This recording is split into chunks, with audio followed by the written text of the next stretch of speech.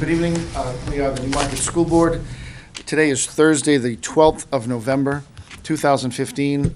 This is a budget work session. The agenda is, I guess I would call it flexible, because the intent was simply to deal with budget, but there's a couple of quick things that we'd like to do at the beginning of the meeting. Because it's a live and filmed meeting, we might as well stand for the Pledge of Allegiance to kick us off. I pledge allegiance to the flag of the United States of America and to the republic for which it stands, one nation, under God, indivisible, with liberty and justice for all.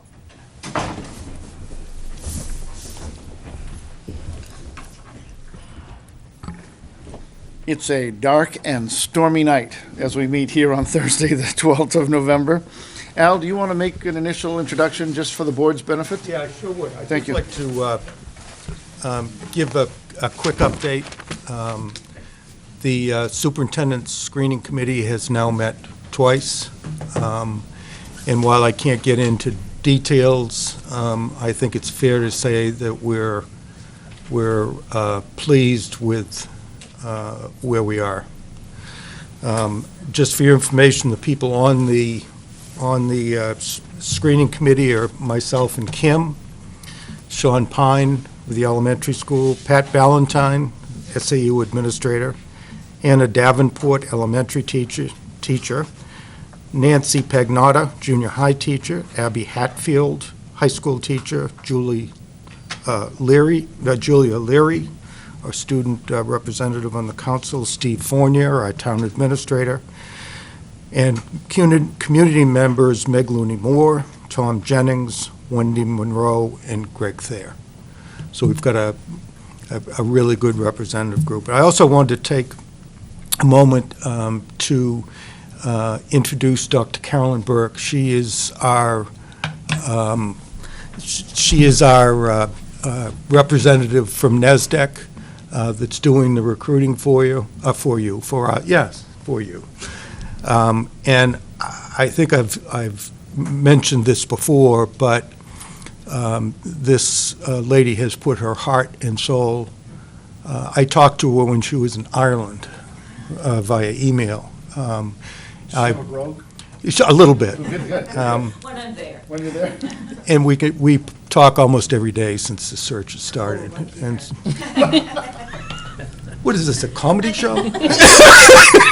Anyway, please say hello to Dr. Carolyn Burke. Thank you. Welcome. It's nice to meet you, and it's been a joy working with the community. It really has. It has, and you would be very impressed with your screening committee, I think. Haven't you been out? Sure. It's been very impressive work, and we're looking forward to sending you some wonderful candidates. We're scheduling, believe it or not, we're going to be working Sunday for, I think, 5 candidates. Whoops, I wasn't supposed to say how many candidates. We're working Sunday for a number of candidates, and then we've got a number more coming in, hopefully next week. And our goal is to have to you folks following then the first, as per plan, the recommended candidates. So you're on schedule. But I can't thank Carolyn. Thanks to Al. You're on schedule. Yes. Good. So Thank you so much. There's a lot riding on this for all of us, and so we appreciate the work that Al and the community are doing, and we really appreciate the work that you and NESDEC have done. We've heard it multiple times from Al that it's really been a great process, and he's been really supportive and appreciative of the work you're doing, so thank you. It's mutual, so thank you. I'm sure this is just the beginning, so Yes. thank you You'll for all the see work me ahead, again. too. Excellent. Thanks for coming over Thank you. to say hi. We appreciate it Thanks. Drive safe. on this dark and stormy night. Anything else that should be before us tonight before we switch into budget? So we have the manifest. We'll do that at the end. Okay. So I will remind the board and those listening. We have another meeting scheduled for 9 o'clock Saturday morning, the 14th. This is just 2 days out. That will be here in chambers as well to do as much additional work with the proposed budget as need be done. And then as an FYI, we right now tentatively are scheduled to pick up in workshop at 6 o'clock next Thursday, the 19th, a review of our CIP, proposed CIP plan, and that will be followed by a regular meeting starting at 7. So then we'll enjoy Thanksgiving thereafter. So, I guess without anything else said, why don't we move ahead? We reviewed at our last meeting the elementary portion of our proposed 16-17 budget, and we have Mr. Andriski with us, as well as the greatest tech administrator this side of any mayor you could name, Jason Carey. And so I guess Christine and Chris, you tell me, we'll kick into the high school budget? Sure, Junior, I'll senior start high? off. I'm gonna just continue with the same process that we did before, just as Okay. an overview, and then we'll take some questions. So beginning on page 18 of the budget packet, please. So again, just going over some, you can see the enrollments and projected enrollments listed there towards the top of the page, the function. I'll briefly go over the object code just because we're going to get into it as we go through. But one thing I do want to point out, and it's my mistake, one thing that I changed this year was to be able to reconcile a little bit more efficiently and to do things a little bit more efficiently inside the office. I made some changes in terms of the FTEs, and you're going to see in just a second exactly what I'm talking about in terms of middle school and high school. For the dollars, however, the FTEs that I wrote down are a direct relationship to what they are in the building. So for example, if you can just turn to page 19, the 1100 to 112, we have 23 positions, and then we have 17.25 FTEs there. That's correct in terms of the staffing at that building. However, the dollar values will not match that because, like I just mentioned, due to reconciliation at the end of the year of all benefits and things like that, I forgot when I did the budget that I did it for the best way for me in terms of how I budget and report at the end of the year. Does that make sense? Yeah. So, okay, so for the first, looking back on page 18, the salaries, okay? Junior high is up 86,000, okay? But if you flip to page 28 and 27, the same salary line of the 100s is down 69. That's exactly why, because when I did it, what I did was, instead of having a 0.5 at the high school and a 0.5 at the middle school, okay, for, let's say, art, and then a 0.5 at the high school and a 0.5 at the senior high school for, say, gym, what I did was I put 1 and 1. So it was easier for me to reconcile at the end of the year. Okay, so the FTEs, I moved the FTEs around to use as a tool to help me rather than the correlation to what the staffing is in the building.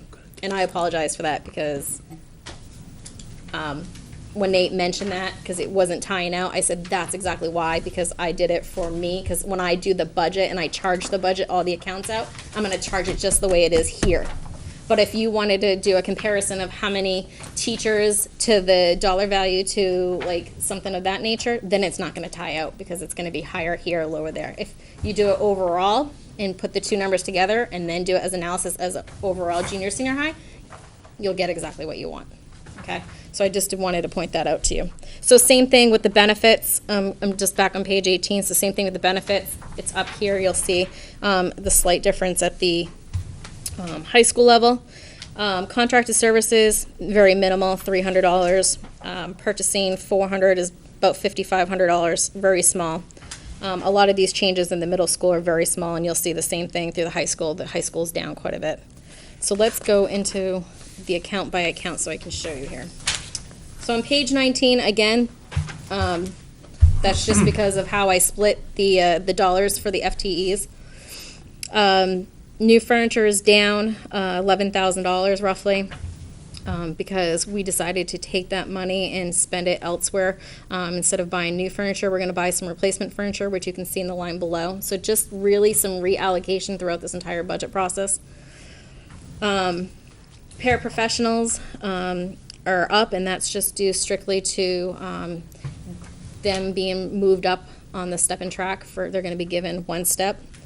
Again, there were no changes to the step and track in terms of the grid. They're all just gonna get a step, and those at the top of the step will get a 2%. So I'll go through the FTEs if you'd like. So like I mentioned, 1,100 to 112, we have 23 positions and 17.25 FTE. We have the after-school detention there. Substitutes are going to be status quo throughout the entire budget. So again, the rates are listed there. Talking about some supplies and textbooks, software, new equipment, no changes there. Special education teacher salaries are all contractual. We have 4 special education teaching positions and a 0.4 behavioralist.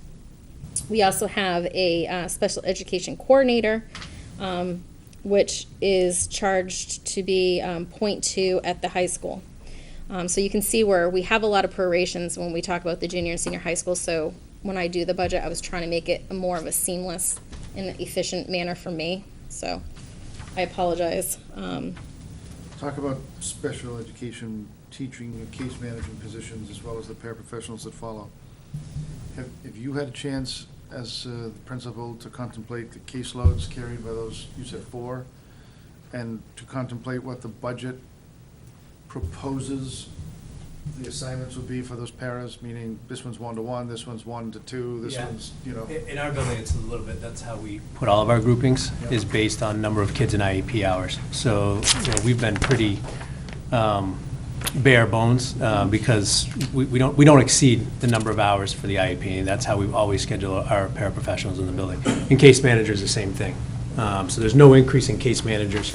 I think if there's any increase, would be due to new students coming in. Otherwise, we're status quo. But that's, like, so part and parcel of that is you've got access to the data, you've had enough so that you've Yeah. taken a swing at whether you think you've got what you need there or not. Okay. The only thing that I would add on the increase is on 1,100 to 112. Yep. We are asking to change the half-time chorus position to full-time. Okay, yeah. And the reason being is that chorus was half-time this year, was the first time. We had 43 middle school kids sign up for chorus and 11 high school kids. So that's awesome. The numbers at the elementary school are increasing. But by making that position full-time, it also alleviates another growing program, which is band. This year, we have 58 kids in middle school band, and we have 18 at the high school, so that's going to carry over.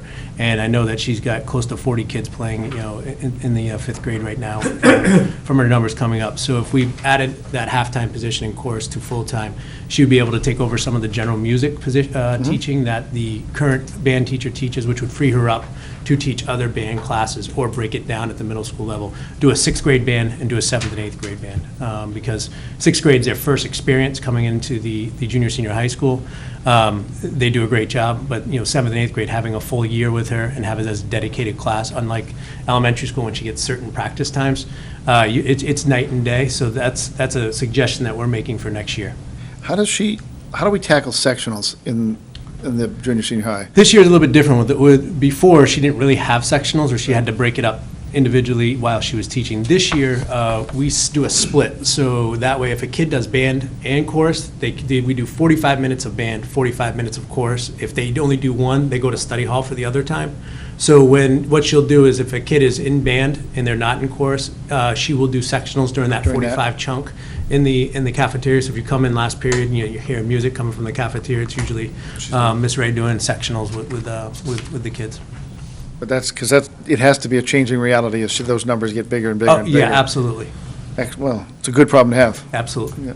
Okay. Because when did we lose the jazz club? All of that was cut. Yeah, that was cut 6 years ago. Yeah. So it's nice to see it coming back. Yeah, and then those are the opportunities that you can provide when you have the numbers, is having electives for, unified arts classes, so. Thank you. Go ahead. Okay, so moving on to page 20. So not a lot of changes going on there. We do have halfway through the page, the 1,400 to 112. We do have one full-time reading specialist, which serves the need of the junior, senior high school. And 0.4 is budgeted here, and then 0.6 you'll see in a few minutes when we get to the high school.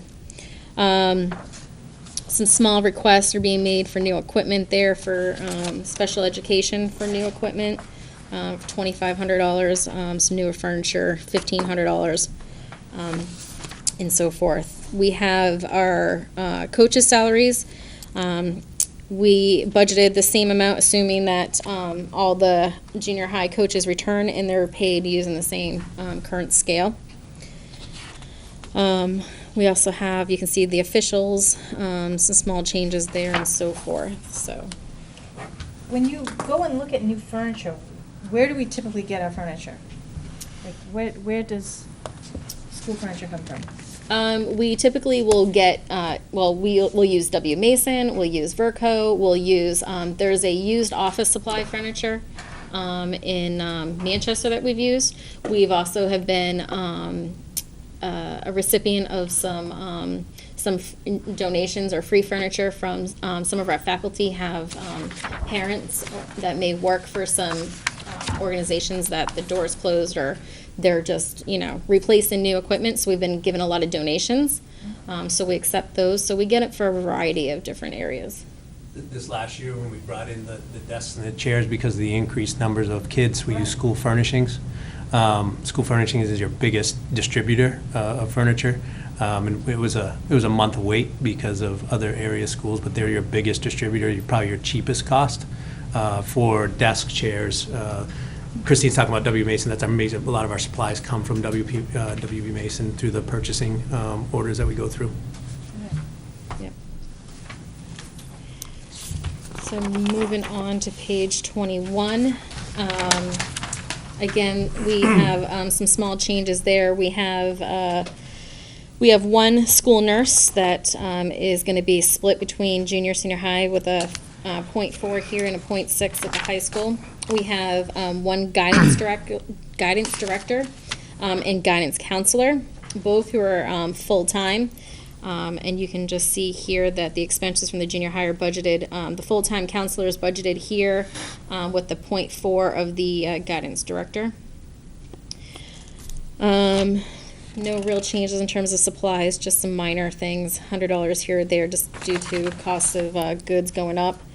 We also have one full-time speech therapist who serves the district. Again, it's a 40-60 split.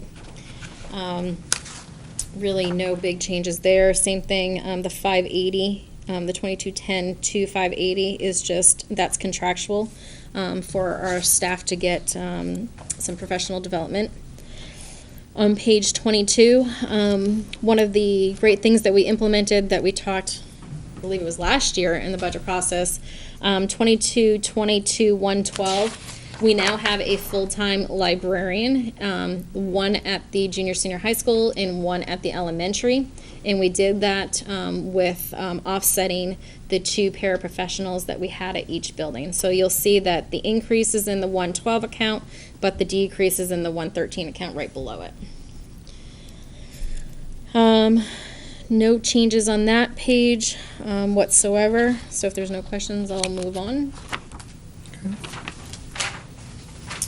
On page 23, just some minor increases for some LabQuest software that you can see there for the 1463.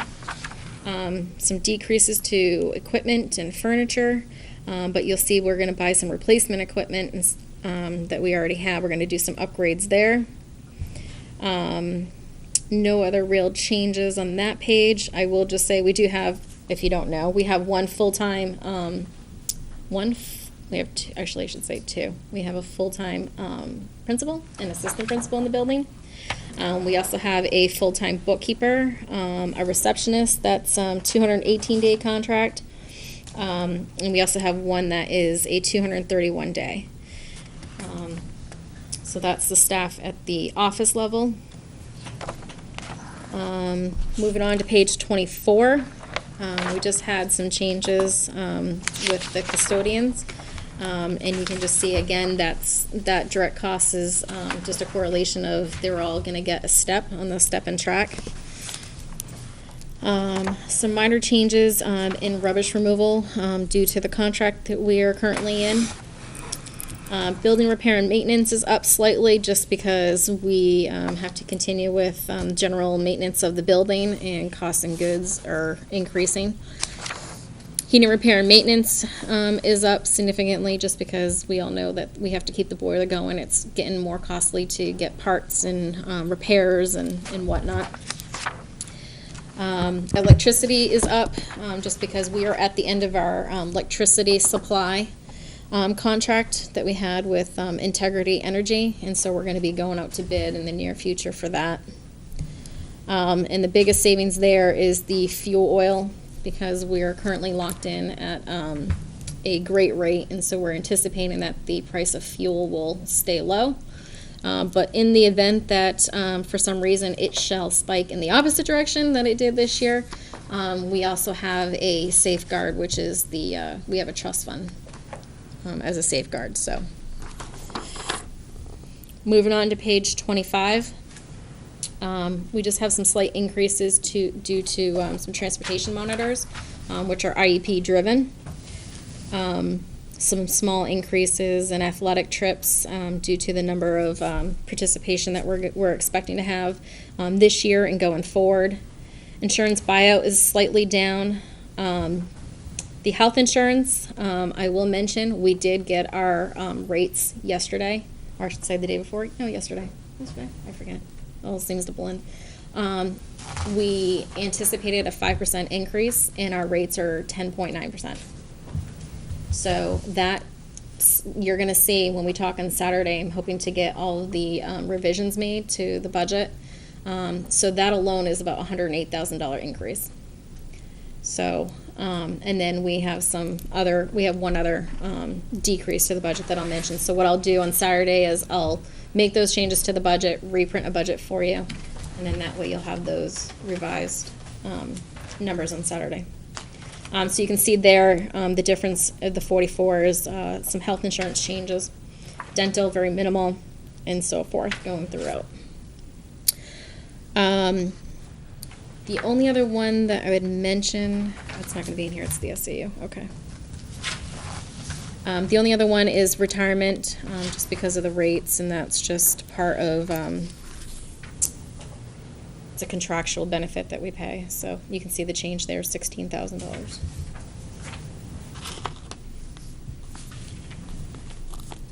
This is the quietest budget session I've ever had. Either I'm talking really fast or we're good. Okay. So page 27, we're now going to be looking at the senior high school. So again, you can kind of see, sorry about the red there. That's again to offset what we talked about earlier, just some reallocation of the funds. So at the senior high school, we have 28 classroom teachers, 21.95 total FTEs, again, grade 9 through 12.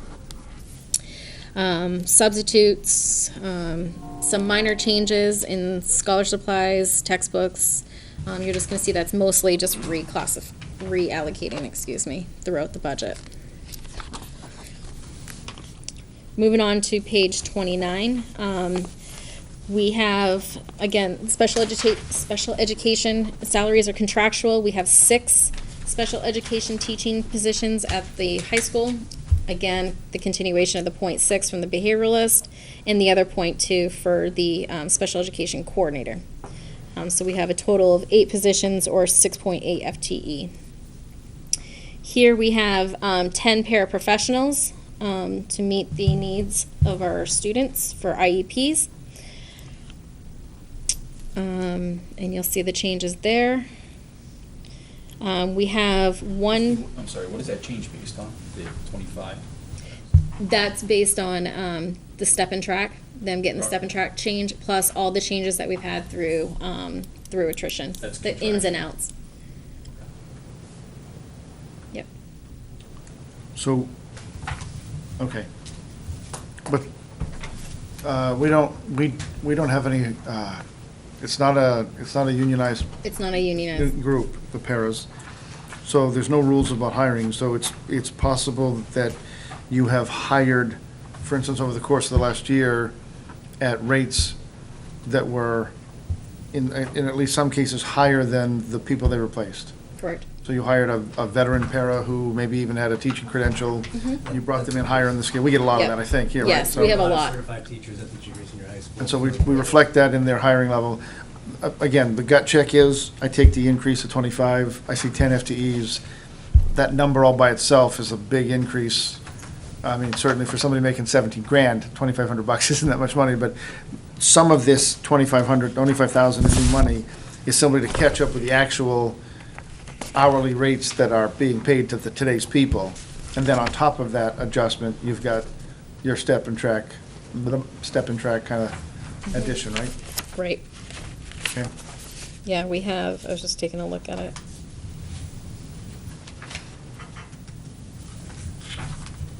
While you're looking, I just wanted to say out loud, when we were talking about the elementary and we looked at the very first line teachers and I asked about trying to get in a report of who. So the curiosity for me is not so much who's making what, it's more in that one line that we just talked about a page back. She said there's 28 teachers, 21.95 FTEs, which means a whole lot of fractionals. Well, Good, bad, which is one? Which is why I did what I did, because it Right, just, good, bad, good or otherwise. I reconciliation mean, made it's, it and difficult. so to the extent that any of those are actually, I mean, we have some that are not just fractional because they're shared between levels, middle and high. You've got some fractional positions, period. Like you've had a fractional music that we're just talking about making full-time, but you've got some others. And programmatically, I just think that would be interesting to know, especially because one of the things I keep going back to in my head is when I see the very first page here, enrollment, and I see you with classes, the 48s, 49s, and 50s, you've just graduated. Now you're into the 60s, but your ninth grade class coming up is going to be in the almost 90, 80s, in the 80s. And behind that, you've got 100, in the whatever, the sixth grade now, 96 or 98 or whatever it is. One of the questions that we've talked about a little bit in the past is, how are you set, and you don't have to answer it tonight off the cuff, but going forward, how are you set when 10, 11, 12 starts getting filled with 80s and 90s as opposed to 50s and 60s, and have the changes of the past? Are we going to have the changes of the past catch up to us, or are we going to slide by with class sizes growing from small teens to high teens and still staying under 20? Or are science classrooms going to 25, 30, and that's not acceptable and we need to step in? And again, you don't have to answer that off the cuff, but I can answer. you can answer something, yeah. So it's more drastic at the middle school because you only have 4 core classes. At the high school, it's spread over 8 periods of a day, between 2 days. Right. So you could literally have 6 different sections for each teacher. So you can absorb it over, instead of having 4 sections by a teacher, you have 6 sections by a teacher. So it does help out because then you get to a leveling. You have your college prep, your accelerated college prep, and then your honors. So the numbers weigh themselves out. We're at the low teens for a lot of our classes, and I will have that report for you for Saturday. So you'll see all the class sizes and where we're at. So at the high school, you have some growth, especially with SST.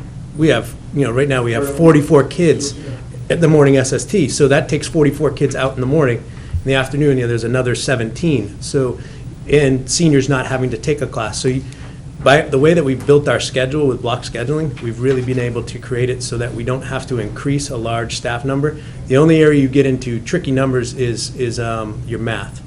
Because we teach, every kid has to have a math section every day if you're Algebra 1 or below.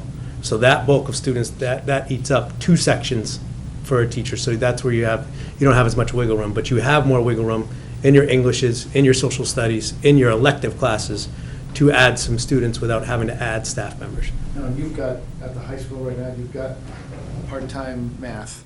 Yep. Yep. Maybe 11. And whether that individual or not, that position could grow to try to chase that need as we go, maybe even without you having to go out and hire something new. You may have in-house the room to expand. Correct. So go back to middle school, because you're getting hit, I mean, you've already been hit. Right. You suffered last year with 90-something in the 6th grade, now they're at 7th grade. 6th grade's even worse this year. It's not worse, it's almost a good problem, but are there options? I mean, obviously, it's not here proposed. Sure. So, and I'm not looking to buy up a lot of bodies, but there's a break point that's hard to get to when you go from 4 to 8. Right. So any idea, I mean, have you considered it all? We're at our 6, breaking 7, point. 6, Yeah. whatever? So with this sixth grade being close to 98, that would be the maximum you can put in, because you've got, close to 25 kids in every Every middle room. school. Yeah. And you wouldn't go much further than that, just for, For lots of reasons. Exactly. We get a break next year with the 70 coming in, but then you start getting those 80s that are pretty frequent in the fourth, third grade coming in. So we've hit our max with this 98, and we've been able to take it. In 3 years, maybe in the high school, you might see we may need to take that math position, expand it out to a full-time position, or take a social studies, and it might need to do a humanities class where it does social studies and helps out with some of the English electives. But I don't see a large growth at the high school because of the way that we can schedule classes. You'll be about 20, but 20 is manageable, especially when it's content specific. Yeah. Just to follow up on that, you said 98 is near your max. Max of what? Classroom space, efficiency, safety in some of the classes. So for like a PE class, it's great. You've got a PE class of 20 kids running around. That's what you want to have. But in a shop room or consumer science, when you've only got 4 stations and having 25 kids at 4 stations, that's when you're hitting your safety and your efficiency load, effectiveness load in those specific class areas. So what do you do? Yeah, again, 20 come in. if we get 120, then then you're looking at how do you build your schedules differently. It would be a nice problem to have, because that means more kids are coming to Newmarket. But then how do you build your schedule differently? Do you ask for maybe a reading teacher on each team so you can break up 100 kids and go from 25 to a class to 20 a class, and that becomes part of your rotation? So it's building your schedule with that in mind. But I would say as long as you're not at over 100. The staff is doing a very good job with it. And I don't know if everybody on the board caught it, but I think you were really chasing too, and I'll let you describe it or explain it, the difference between 20 plus in a high school leveled, content-specific, math. Sure. As opposed to 25 or worse in a differentiated, mixed ability, Sure. social studies at 6th grade. I mean, that's. Yeah, so at high school, it's level-based, so you've got kids of very similar abilities in there, so your groupings are a lot less in that. I mean, we're still grouping on data, and kids, even in math, you can have a kid who might be in your lowest math class, but can be very good at geometry, but algebraic equations can't. So in your own class, you're grouping differently. At the middle school level, it's all heterogeneously mixed. So you might have a kid who is your top kid in your class with a student who needs a ton of services, and that becomes even more difficult to differentiate between that instruction, even with the support of a para or a case manager in there. So then you're adding bodies to an already overcrowded classroom, which creates even more difficulty. And then it's the same thing with lunches. I mean, we talked about this with the elementary school. He has 6 sittings. How many? We have 3. 6th and 7th grade is packed. Yeah, so you've got, close to 200 kids in that, and your capacity is about 225 of what you want to put in there. So we do a 6th, 7th grade lunch, and then it's a high school lunch, and then it's a 8th grade lunch with any high school student who has a class that cannot be split, because those kids that have the middle lunch, their class is broken up to 45 minutes of instruction, 30 minutes of lunch, and then 45 minutes of instruction. So that works out. And again, with seniors not eating lunch because they have a free period, or most of them can leave if they have senior privileges, that's again how we've been able to alleviate some of the space issues because of how we built our schedule, or put responsibility on kids. Thank you. Yep. So continuing on page 30, so we have SST for the school, in case you guys don't know, the Seacoast School of Technology. So we had no changes there. We're just waiting to get some final numbers. We've had some estimates that might be down, so some savings there is to come. No changes on page 30 at all. Everything's pretty much level funded there. Advisory salaries, coaches, what I mentioned earlier, other professional services, pays for our football contract with Epping, our hockey contract with Portsmouth, and having a trainer on site to help the athletes. You mentioned, I think, I just want to make sure I have this right. All these, I'm on page 30, and all the proposals for 2016, those are based on the current, are they based on the current contract? Is that it? For the, which one, for the advisor salaries or Yeah, I'm looking at the remedial reading teacher, the advisor's salaries. again, because we're status quo, because we're negotiating, so the teacher's the reading teacher would be part of the warrant article that you will see coming up. Okay. So there's no changes there. Advisor salaries are the same status quo, just based on the needs and what we have for clubs. Sometimes some of the clubs don't get funded because of participation levels and things of that nature, so we just level funded that. Coaches' salaries are based on the current I should say prior year coaches based on the current levels scale that we have, so no changes there. Christine, I thought, because I have a copy of it, Jamie Hayes sent the proposal, and I don't know if that can get in for Saturday, but coaches' salaries have not been changed for close to 20 years. I was just gonna say that. And what he did an analysis of coaches in the Seacoast, but in the state, and what they're doing is they're going on a percentage of your base rate for your teacher salary, and that's what your coaches would get, so it doesn't change. So for example, right now, we offer our varsity soccer coach, it's $1,600. At Oyster River, it's $4,000. At Sanborn, it's $3,500. Dover's $3,500. Winnicott is close to $5,000, and they do it based on your teacher salary. So for us, our first rate is $32,735. Everyone for soccer, they take that as 10% because of the time that you're spending with your kids. So soccer is 10%. Golf would be 7% because of the year out, and they built their salary that way, so you know what the price is going to be. I don't know if Jamie got it into you in time, but I can resend this. But I think it's important because over 15 years, I mean, you have soccer coaches that are starting in August and just ended a week ago, making $1,600 for the time they put in. That's peanuts. And I wasn't aware of any of this until, you start talking to all the different parents, and we talk to the coaches, and you become aware of the pay.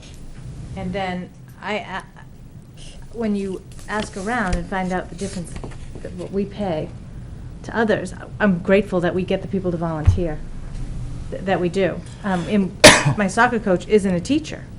We found him, right? Yes, correct. He And- is not a teacher. And he leaves, he has his own business, he leaves to come and be with the kids, and 7 days a week, he's with them. He's answering emails and texts. I would like to see us reward some of that volunteer work. I would too. I would not be supportive, though, of using it as a percent of pay. I don't get the correlation.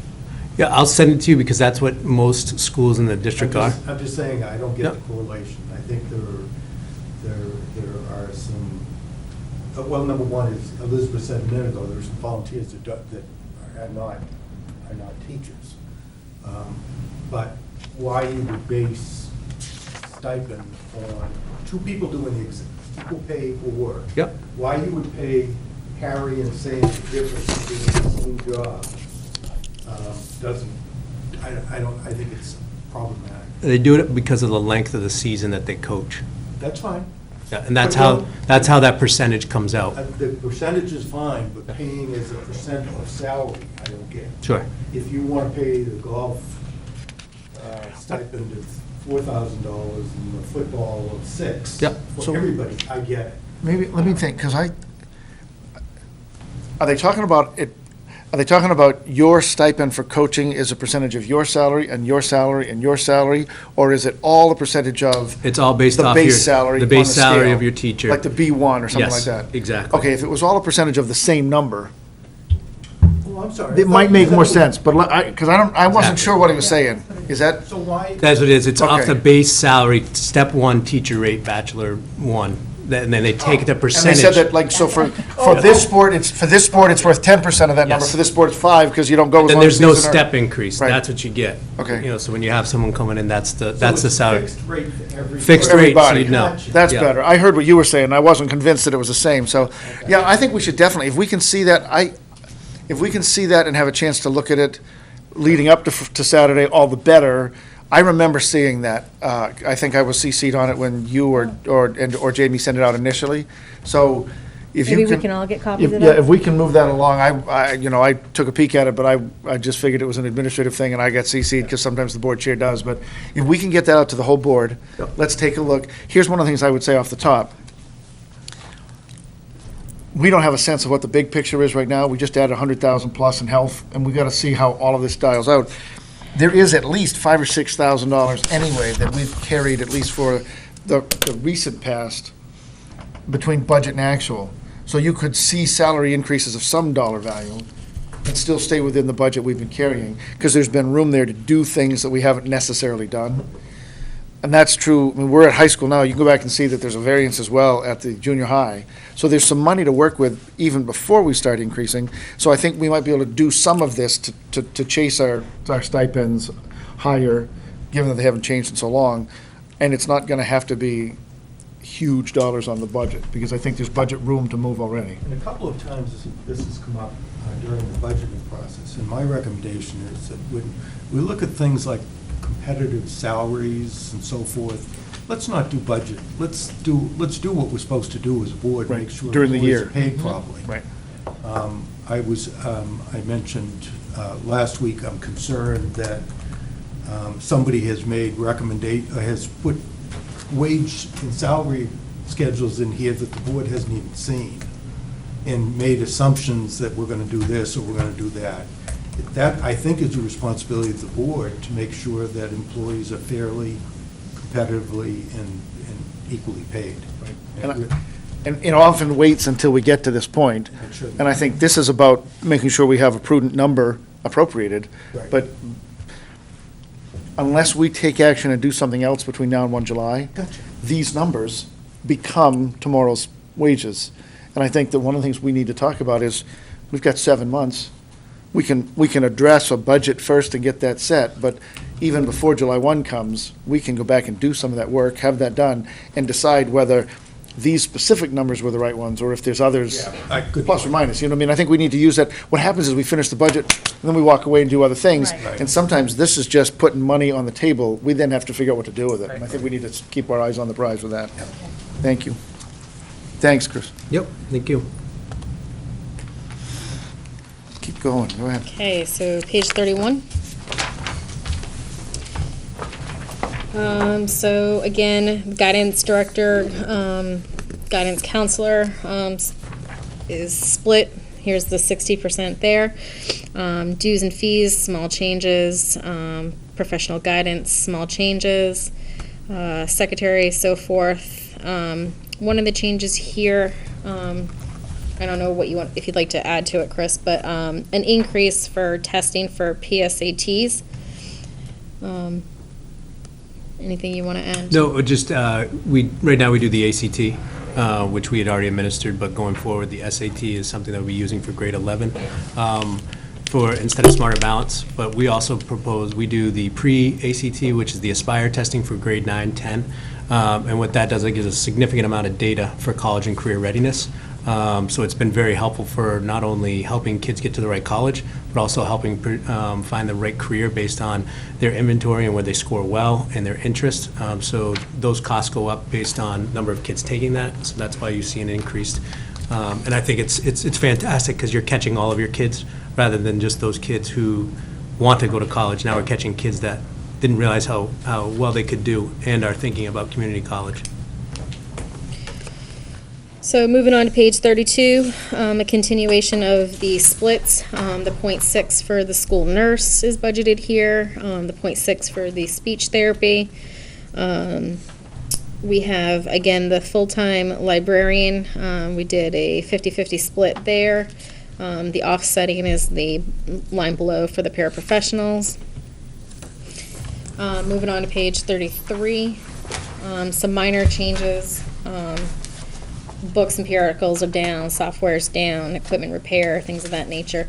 One of the big items I will mention is the computer lease of the 13.5, because the lease is over, it's done, so that was the final payment. Moving on to page 34. When you say the lease is done, does it mean, what does that mean? We Lease had payments are done? or- Yes, the lease payments are done. We purchased some iPads. Okay. We did a 3-year lease, and we just paid, this current year is the final lease of that payment. The Do you payment have of to the give lease. it back? I don't understand. I'm sorry? Do you have to give that equipment back at the No, end I of think the it was a lease? rent. It was a Yes. dollar value buyout, so we We own pay them. $1, Oh, I we see. own it. Okay. Yep. Keep going? Sure. I mean, what will 13.5 for another 3 years buy you? What was that? 30 iPads, the cart, and then 20 MacBook Airs. So Yeah. for staff members, so So, a lot of equipment there. so we'll finish this, but what's coming next for me is, tell me about your inventory turn, tell me about things that are aging, and did I miss, when I'm all done and I've gotten to the end of the high school, have I missed anything, or are you looking to spend some more trust fund money, which would be okay too, so. Well, this year is probably going to be our most quiet year. The year after FY 18-19 are going to be lots of replacement equipment. So the calm before the storm. Okay. And then how do we do with this increase of kids coming in? Do we have to increase, are we going to Sure. have enough equipment for all these kids coming in? Yeah, we'll make sure. Problem is, a lot of our carts right now are only 24 workstations. That's always Right. satisfied the number in the classroom. So, but most carts hold 30 units. So if we have to increase them, we can. So, Jason, you suggesting there's a schedule? Is that it? That's why in 18-19 it's going to be a flood? Yeah, so Okay. we have a schedule. I'm working on a actual report for superintendent that will have actually 5 years, all of our replacement broken down to laptops, desktops, projectors, you name it. So we can at least, smart boards, yeah. As I recall, when we went through the CIP, there was no technology CIP, is that right? Why, if we've got a big flood coming here in the coming years, what does a big flood mean in terms of expense? And should it be in the CIP? I think that's where the trust fund would come into play. Not really. It doesn't matter how it's funded. I mean, what we're looking for, and Christine helped me through with this, what we're looking for is major expenses that are coming down the pike. And I asked that question during the CIP meeting, and I was told there were no major expenses coming down the pike for technology. So for the CIP, and Nate, you can chime in, typically it's a purchase of $10,000 or more. Right. And have a useful life. Now, we typically, for purchase of $10,000 or more, we don't do iPads. We typically put those in the operating budget because they're $300. But if we were gonna do, I don't think we have any servers coming up, things of that nature. Servers can be a high-ticket item with that would meet the useful life of, I think it was 10,000 in 3 years or 10,000 in 5 years. 10,000 in 3 years and 50,000 in, I'm getting my years all confused now with numbers. 10,000 in 5 years of So useful we're not life? going to see a request for $10,000 for iPads? No. It- You mean in the CIP?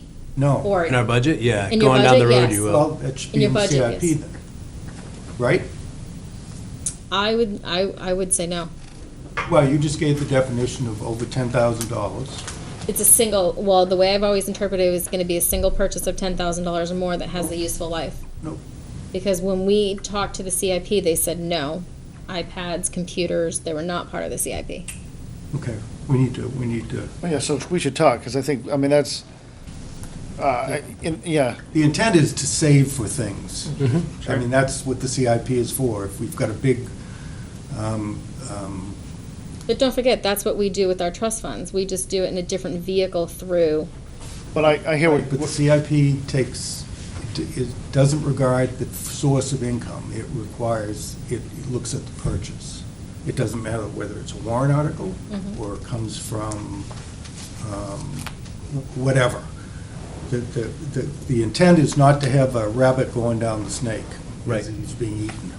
We should be seeing those as they come in. And that's what his plan will show, because Jason's done a 5-year plan, so that 1 year we're doing teacher laptops, next year we're doing replacement, hard desktops in the library, in computer rooms. The next year we're replacing mobile carts at both the junior, senior high school and the elementary school. So you're not getting hit with them all at once, and so that we're rotating year after year. That's what his plan does. So I think it's important that you see that, because we've never done it through a CIP. It's always been a year it's an operating. through our operating budget. And what we're saying this year, in the technology within the town as well, I mean, it's Yeah. the same thing, police department, if they're going after rescue equipment, and they're air breathing apparatus, we're only going to buy, you could say, well, I'm only going to buy 2. Well, that's not the point. The point is, so, and it will get, I think most importantly, it'll get that lump identified, so you haven't got a separate forecast that shows a major expense that we're not aware of. Not on this budget. So one of the things that I was, what I'm looking at is, tell me, obviously, you want to talk about useful life. The reality is, the leasing companies aren't even leasing any longer outside of 3 years. For instance, on a Chromebook, on an iPad, it's obsolete. They're not going to carry you 4 years because it won't have any residual value in the 4th year for them to seize if you default, right? So, at least that's been my experience. So, as you start to chase and you look at a 5-year, recognize that within your 5, 3 might be a pretty, driving number. And you're not necessarily looking to lease things always, but contemplate that.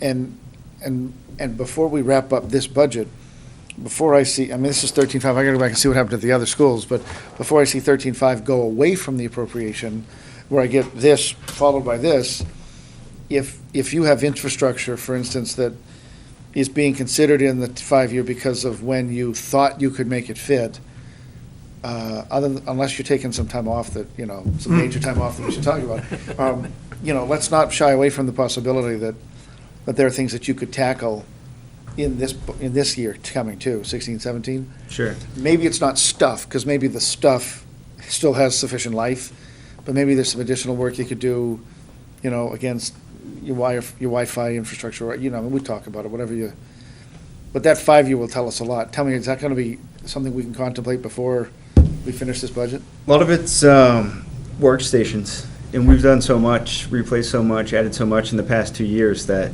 there was really it wasn't worth going back and planning 5 years ahead when we were adding and replacing so much.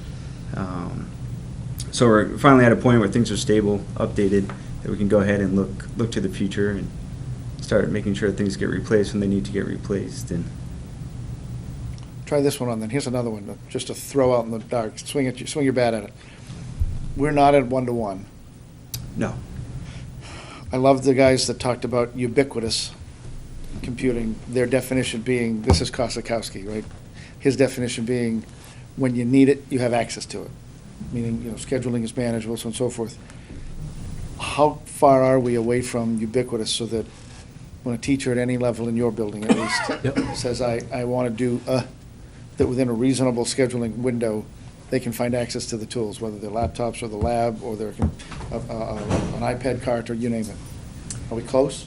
we're about 1 workstation per 2 students right now.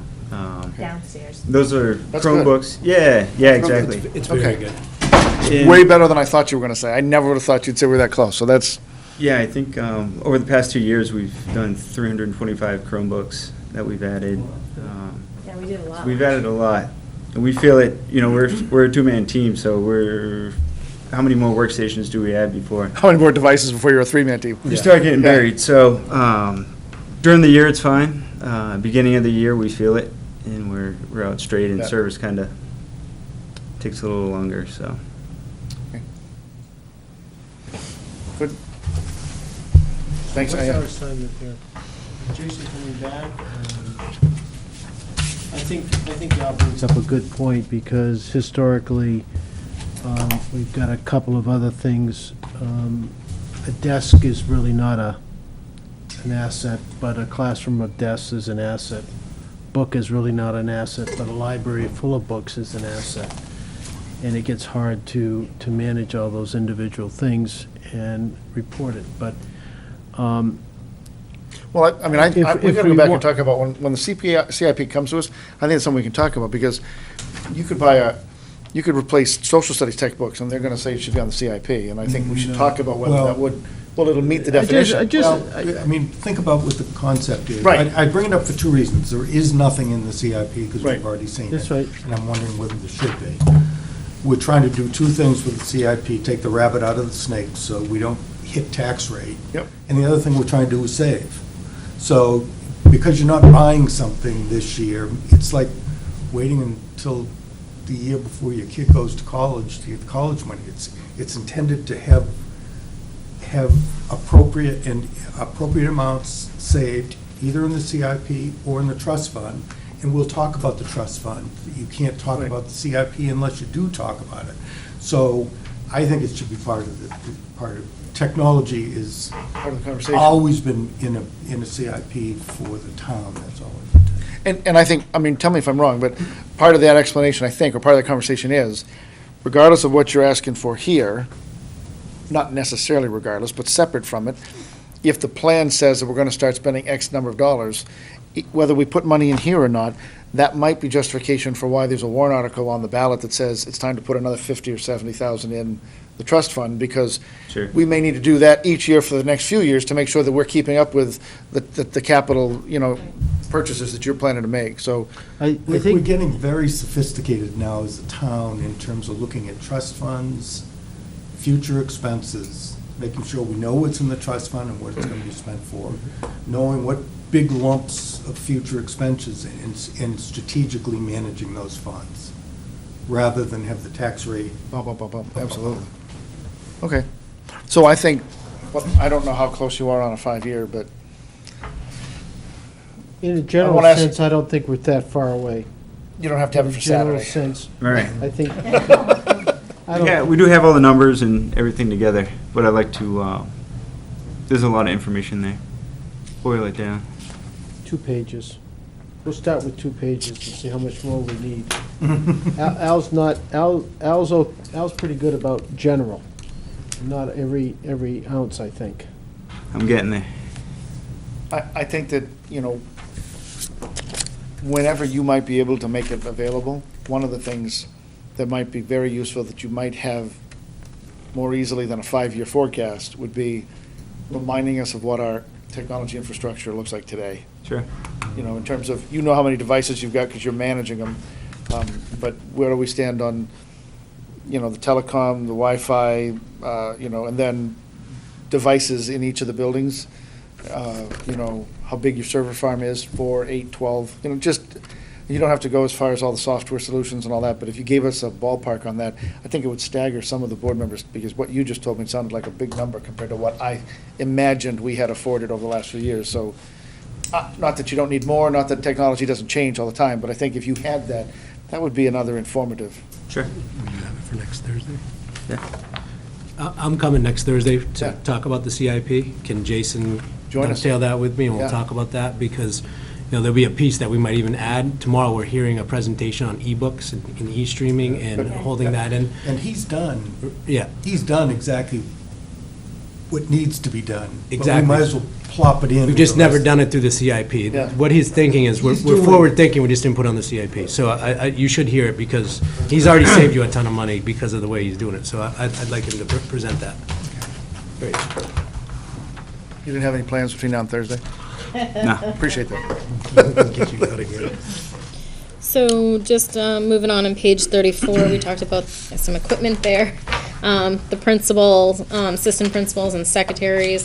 Again, I'll just comment, it's the proration and a lot of the reallocation why the secretary salaries are up here, but it was down in the other one and so forth. So no changes, everything else is status quo for our expenses, postage, printing, supplies, copier, and so forth. So going on to page 35, same thing. Yep. One quick question. So when we look at the money that we're putting aside for graduation and assemblies, as these classes increase, are you projecting, and how are we preparing? This number's going to change, obviously, as we go further down. What are we doing for projection? I'll defer that to Chris because that's his number. Yeah, that graduation came from you. That was never a proposal from the junior, senior high school. A school board, 6 years ago, 7 years ago, said we want to give money to graduation. That's where that 4,000 came from. Everything else comes from student. Right, we raised the Right. money. So I didn't increase it because I didn't feel it was my line item to get it, since the school board proposed that money in the first place. So I've kept Maybe- it as status quo as a starting point for all graduations for $4,000. But seating and staging has gone up over the last 7 years for rentals. So again, I didn't raise it because I didn't propose it in the first time. You might not know this, but the parents, we have to raise all monies, and the kids raise all monies for graduation, so the school board gives 4,000 towards that, because we don't have any place to store staging, chairs, we have to rent everything, bring it all in. But I think maybe that's something as a board we could look at, maybe increasing that a little bit. How do you're gonna- schools normally do it? Most schools provide their own. I would never, you've got to go raise money for project graduation, which is the party we have afterwards, but not the graduation. Yeah, that strikes me as. Well, it seems like we're spending money on a lot of things that might come second to at least making sure we dismiss our seniors So appropriately. that $4,000 would basically cover your caps and gowns, and your diplomas is what it covers. It doesn't, then the kids have to fundraise to be able to get the staging and the seating. What's the and- additional amount, Chris? Oh, it can be up close to $10,000 when you're really looking at that whole senior week and the activities, and I don't think you pay for the whole week, but, yearbooks or other things that go in that, the cost of the seating and the staging, that's a good, I mean, another it was $4,000. Many years ago when we graduated, right? But I think I paid for my own yearbook, Right. Yeah. right? And I might have even bought my cap and gown. I bought my Because- cap. Those are the two I things. carried it with me, right? But other than that, Nothing else. it was all on the house. The It's house not took all- care of the rest, right? Go to graduation. Don't, Yeah, I'm having a little hard that's time. what We it paid seems 7,500 strange. I a haven't couple been there, years I don't have ago, a so senior yet, what but do we you've pay had and one. what don't we I've pay had for? one, I've got another one coming up. I'd have to get all the. That's what something we is need to paid for consider. and what's not. Yeah. And Seriously. they 4 grand is decorated only themselves, and they from- do, Yeah. I mean, Towards I graduation. would, again, That's encourage all to graduation come to and assembly graduation. It's stat the account. most So that's why it's 16. amazing. It's really because funny you're to not- reach a point like I this and mean, you think, We've gone it over, must so I be didn't because the know. question hasn't You been could say asked. we pay for X. Because any other board sitting Yeah, here, not today, I mean. some were far more generous in lots of ways. You know what I mean? It just feels like somebody would have chased it, but I guess at this point, will A you? little more info on graduation. Okay. I think that's what the board is asking. I mean, it doesn't make sense that the event, the Yeah. town pays for. Right, I mean, if to stage and the, right, the stage, all. I can give you all that whatever it numbers. takes, yeah. yeah. If you can figure that out, I mean, again, there's a lot, I think, my personal stuff, I walk away with my yearbook, I walk away with my cap and gown, those things don't get returned, I own those and I walk with them, but the event itself, I think the district ought to foot that bill, and to the extent that there is any underlying basic expense, we do a class day, do we do a baccalaureate? Yep. Class day the night before. So, I mean, to the extent that, I mean, obviously, it might be the same rental to get some of the same stuff, although if it's indoor, outdoor, but encapsulate that, those major events that establish that milestone for our students, and let us know, you've got 4,000 baked into that number, the rest of it is for middle school, but you've got 4,000 baked into that, tell us what the other costs might be, so we can consider that. Thank you. Thank you. So moving on to page 35, again, the custodial salaries is just how I split it in the budget. Wait, that means you've got a net reduction, but that's because of actuals. Correct. Okay. Yep. Thank you. So no big changes there, again, just the rubbish removal, due to we have a new contract, plus we also eliminated one of the, additional pickups, but now we have to add, the Perkins, so we still believe that we're gonna net with the savings. Enough for nothing. Same vendor as the town's got, collecting trash all through town? No, I think they have a different, I don't think they're I don't know, It has to be different. I don't. It's required. I want to say they are. I want to say they don't have W. We It'll have be waste the only, management. it'll be the only combined service there is in town. That's true. No, because we do our fuel oil together, and we do some of the others. Some of the others, Yeah. You want me to, I can name No, some that's if you'd okay. like. we are gonna do it. We did it. We're working on it. It's all about the timing, so. But that's waste management for us. I don't want to quote what they have, because you can ask Matt, but I think they may have somebody else. Maybe it's the same, I don't know. So can I do have a quick question. So when we look at the fuel price, and I know the fuel has gone down, but that's pretty low, isn't it, for that building? No. So our fuel price went down $1.05 a gallon. What is it now? We're locked into $2.25. We were paying $3.09 or $3.14. For this heating season. Yep. Yeah. So we're at $2.25, and I budgeted $2.40, which is what the town and I are both doing. Okay. If I did $3.05, yep. So Will you, 314. between now and when you run this, you'll rerun this with the health and all that? I'm looking at a heating system repair, and, I don't want to talk about that tonight, but for all of our conversation about boilers, here's what I just want to say this, right?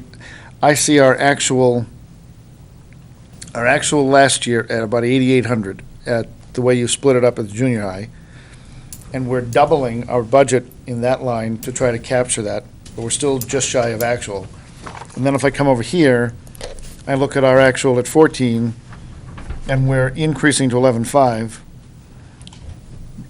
And again, I don't want to be guilty of just adding to the budget, but seems like we're still $3,000 shy of doing at least what we did last year in terms of PM. And I don't know what the contracts cost, but my guess is these numbers are guesstimates rather than being pegged at an actual service agreement.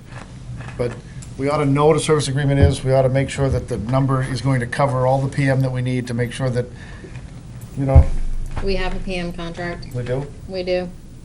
We also, We have Siemens at the elementary, and we use Eckhart and Johnson.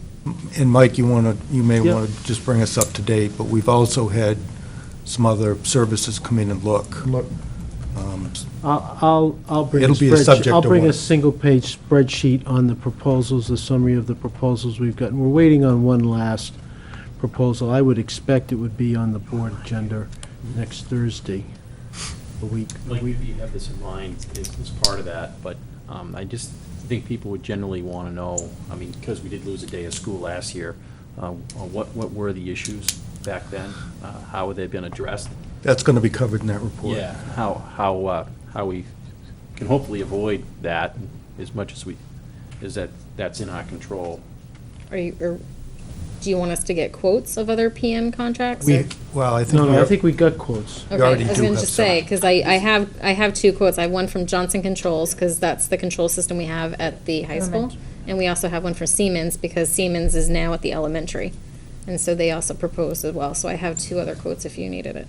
My question doesn't go so much to the quotes, but to the substance of, what the issues may have been with a boiler, how we're going to address them and as best we can. Because I don't think that's widely known. I just think a lot of people know that there's a problem with a boiler, but if we can sort of explain that to people as if they haven't heard it before and precisely what it is we're doing to keep that going. and I think the reason that's great, I agree 100%. My concern is that for all of the last couple of years, I've heard us talking about boilers that I understand to be 17 years old, or 18 now, and maybe they're 70 years old. Who can tell what the truth is? But as I'm walking and touching them, and I'm told they're 17 or 18 years old, I'm being told that they are breathing their very last breath of life as though they were 40 years old, because a boiler ought to, with reasonable preventative maintenance, go far longer than 17 or 18 years. So if they're dead, I think that we could still confront that, but assuming that they're not completely dead, it is likely PM that got in the way, that created our problems in the past, and I just want to know that we're thinking about it, and I hear you saying we are. We are thinking. We are. What we did was we went and solicited bids from commercial companies. Yep. And we had one come in and has done a complete review of both schools. Both schools, both heating And plants. the art room. And Good. by the way, we'll do this room, this and the library as well, we're hoping. Good. And it was, I will tell you, it was shocking, what was found. Maintenance that wasn't being done. Right, so we'll find, Yeah. we're going to find answers, and then we're Yep, going to find future ideals. Good. Right. Keep going. So Thank let you me very just, much. when I said it, it didn't sound right, because I'm like, wait a minute, my math's off. What I was saying is, it's $1.05 per gallon savings over what we budgeted. We budgeted $3.30 a gallon, because we were paying $3.14. We budgeted $3.30 a gallon, we're locked in at $2.25. There's my $1.05. I was like, wait a minute, when I said it, I'm like, that doesn't make any sense. So, but again, and we have a lifeline, so we do have the trust fund. We have a capital utility trust fund in case. Moving on to page 36, just some ins and outs there, some increases in field trips, athletic trips. minor increases just due to increased participation. Again, health insurance is the big one there. And so I will give you a revised on Saturday. But when I first projected the budget to you, the budget was down 1.19 or 1.18%. And with the increases of the health insurance and some other changes, it looks like we're going to be still at a decrease of 0.65%. So just a little over 0.5% down now. Okay. 0.5% down Over prior year. over prior year actual? Prior year, yeah, budget. No. Our current budget. But not actual. No, not actual. Okay. Actual would be we have actuals from the prior year, not Right. proposed budget, And it's- which is what we're in and- right now. Yeah, and as I've been going through it, I've been trying to compare the 2014-15 actual to the proposal. Just remember, because- that's 2 years out. Yeah, but they're very different. You know, the actuals, in many cases, they're very different, the actual to the proposed. So you wish you had this year's actual, but you can't. The only thing you've got is the previous year's actual. Correct. Yeah. Yep. And most of it, again, is, 81% of our budget is personnel and benefits, and so that's based on actuals. So that's the sheet, I did email it to you, correct? So how could it go down? In What, our medical- proposed budget? Well, no, yes, I think you just said the proposed budget is down from, The approved 15-16, so our 15-16. current, by, but we've got a 10% increase in medical insurance, correct? which is It's equivalent of 108,000. 108,000. We've got salary increases, we've got step Well, we don't have, just be careful salaries, but we've because got some of them. some of them. We're So gonna we've have a got- warrant article for the teachers. Right, so Yep. I don't understand, if that's 80% of the budget, Yep, and the health insurance went up 10%. Yep. How can we be down? because we have some decreases throughout the budget. So we have some changes, like SST's down. We have some other budgets, some personnel and other areas are down, so it's not as significant as, again, 81% of it is salaries and benefits, but keep in mind that half of that is also gonna be teachers, which you haven't seen yet. So the So the- actuals won't be down, they'll be up. So We you're- just don't know how much. The Right. overall, when you factor in the warrant article? Yep. Yes, Yeah, okay. yeah. We're down based on the approved. Yep. Okay, so our current. Yep. So we were down about 192 when I presented this budget was down about 192, because Yep. don't forget, the warrant article for kindergarten was added to the Yep. budget. So with that said, and some of those changes, they're all netting out, they all wash out, and what the net result is right now is that we're down just a little over 0.5%. But that's Without salary increase. without Without teacher salary teacher increases, salary which is increases, which is- three-quarters of the salaries. And did you put in that it'll be down 0.5% considering the 10% increase in health benefits? Yes, that's in here. Wow. So the 10% is in all these numbers? It's not in these numbers, it's in my number that I've already revised. I'm looking at it right now. Which is updated from this, because this I'm didn't gonna- have the health. I'm gonna update it, because this has a 5%, so you're gonna see the 5%. Right. But I ran the numbers, so the proposed budget I sent to you was 15,952,623. It's now gonna be 16,040,452. Gotcha. So we're still slightly down. But after you add in the teacher warrant article, you won't be a negative. You won't be down. It'll be up. It'll be up. And I think that's part of the metric, is to say, Yeah. you should be down, because if you're gonna spend $250,000 on that warrant article, It's then over there. how, what's our real increase overall? But Yep. Christine, small point, I just, back on page 35, you may have mentioned it, I just didn't hear it, but custodial salaries is down 15,000 and change? Yep. Why is that? That's just because of the proration of the FTEs. I split them between the middle and the high school differently. So they're down at the high school, but they're up at the not elementary, middle. But what's, So if I go to middle, I find a corresponding increase, or, Yeah, if you go to page, and it's then, not corresponding though, yeah, because it's only like 4250. okay. And so the difference is, and then you have to, if you add the two together, right? yep, If you add the two together, you're still down 10 or 11, but that is the And- net of everybody that's here getting salary increases. Yep. But some of the people that are here are new hires that are much cheaper than the people they replaced, so you're a net negative. I got you. yep. I had a question on full-time equivalents. I tried to add them up, and I can't. Because how many full-time FTEs do we have in our school system?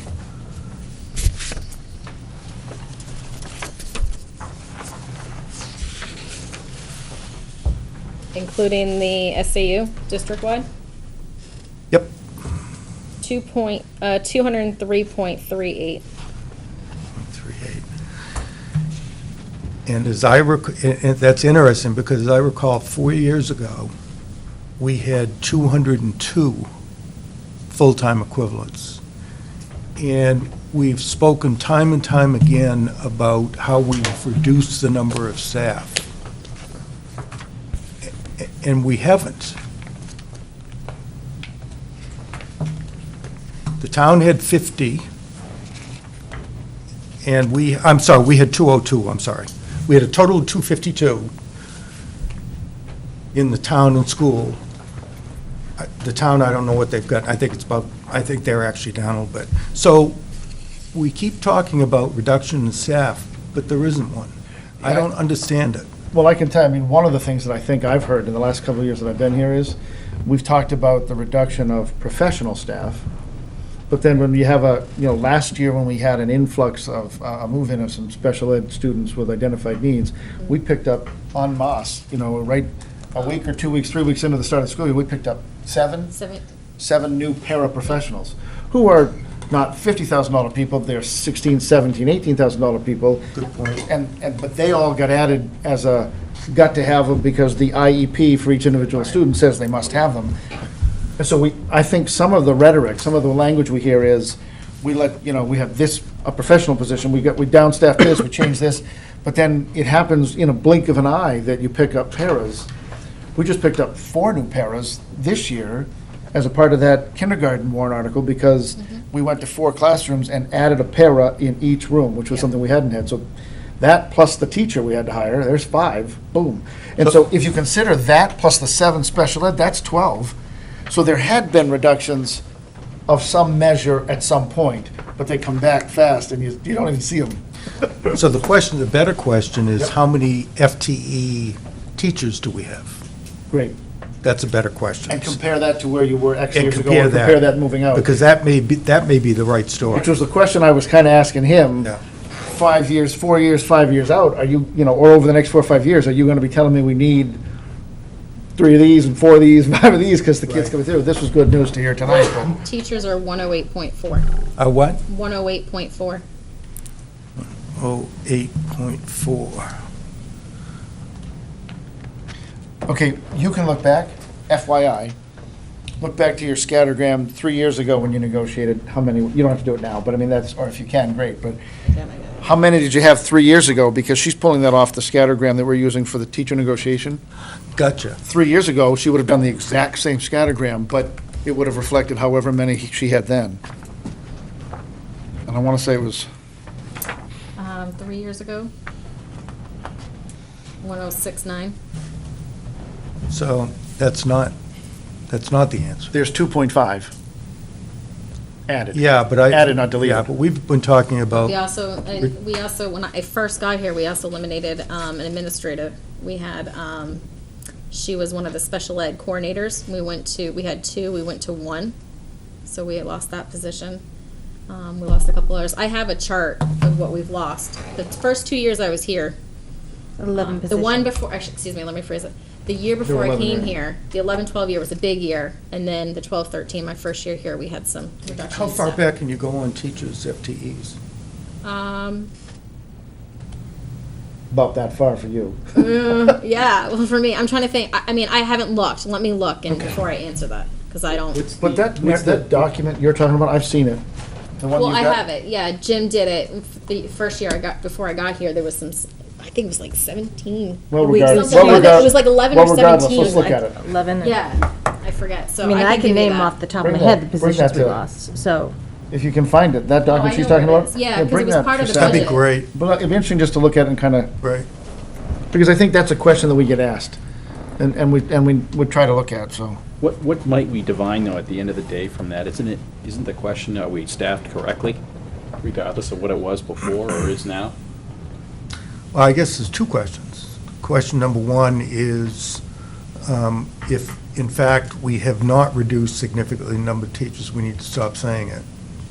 And number two, it's important, I think, as you look at the organization, how many support people are you, for example, how many paras are you adding and counting them the same as teachers, which isn't fair. So do you see what I'm saying? We could have added 5 paras or 5 teachers, big difference in terms of the output of the school. So you're just saying, we lost positions, we lost teachers. So I guess when you say we haven't reduced our staff, what are you looking, what's the answer you're looking for? Well, exactly. No, if you've reduced the teaching staff by 10% and increased the paraprofessional staff by 10%, is that really what we want to be doing? Well, and I think there's information, when I say I think it's informative, let's look at it, it's because, the same as, tell me what you've got for existing technology devices and equipment in the infrastructure, I don't think we know. I think there's more information. I think part of the answer to the question Al just posed might be, well, based on enrollment, we made reduction in teaching force. Based on identified special needs, Right. we have added all of this, paraprofessionals, and that speaks to the needs of those 7 students, 12 students, or 20 students. That doesn't benefit 1,000 students, or even a chunk of the 1,000 students, because those pairs that we add benefit one student and address one student's needs, not the classroom. And so there's a trade-off. It may not be a choice that we have, but it might be informative to know that we've done that regardless. And I think that part of the document, the other document I'd asked about, which was simply, tell me what these FTEs are, goes back to Mike's question, which is, tell me, I think Chris is working on a document back along, I'm not sure if you're working on that document, but back along there was a document that you reviewed with the board shortly after I got on, where we actually went through, and it talked about, here's, by content area, by grade level, we went through the staffing assignments, essentially. It was the first time I had seen that you've got a teacher on staff who has a block of time given to VHS, Yep. to the virtual high school. So you'll have that for Saturday. Oh, we will. See, that one's huge. Now, huge in, it might surprise you, startle you, but it'll certainly inform you, no matter what. Like, you might look at some of the numbers he's got and go, holy, 25, but at the same time, I remember scratching my head and thinking, okay, so if there's 9, 10, 50, probably not 9s right now, but back then when you had 48 in a class, in a grade level, there were a couple where I thought, okay, you've got Spanish 3 and 4, you've got some of the higher, there's room to breathe there. And when the 80s come, that same class might be populated with 14 or 15, but that won't be bad. I think that'll still be doable. It was kind of a comfort, but more than anything, it was information. I simply had a better sense of where we are and what we're spending on now, so. Yeah, thanks. That's kind of what I was getting at. This will, Yeah. that'll really tie together for you what, and it makes the conversation about 80% of this is human capital, it grounds it, because what he's talking about is primarily faculty. I think that document speaks to who's teaching our kids and in what areas, but it really, I think, it's informative for sure.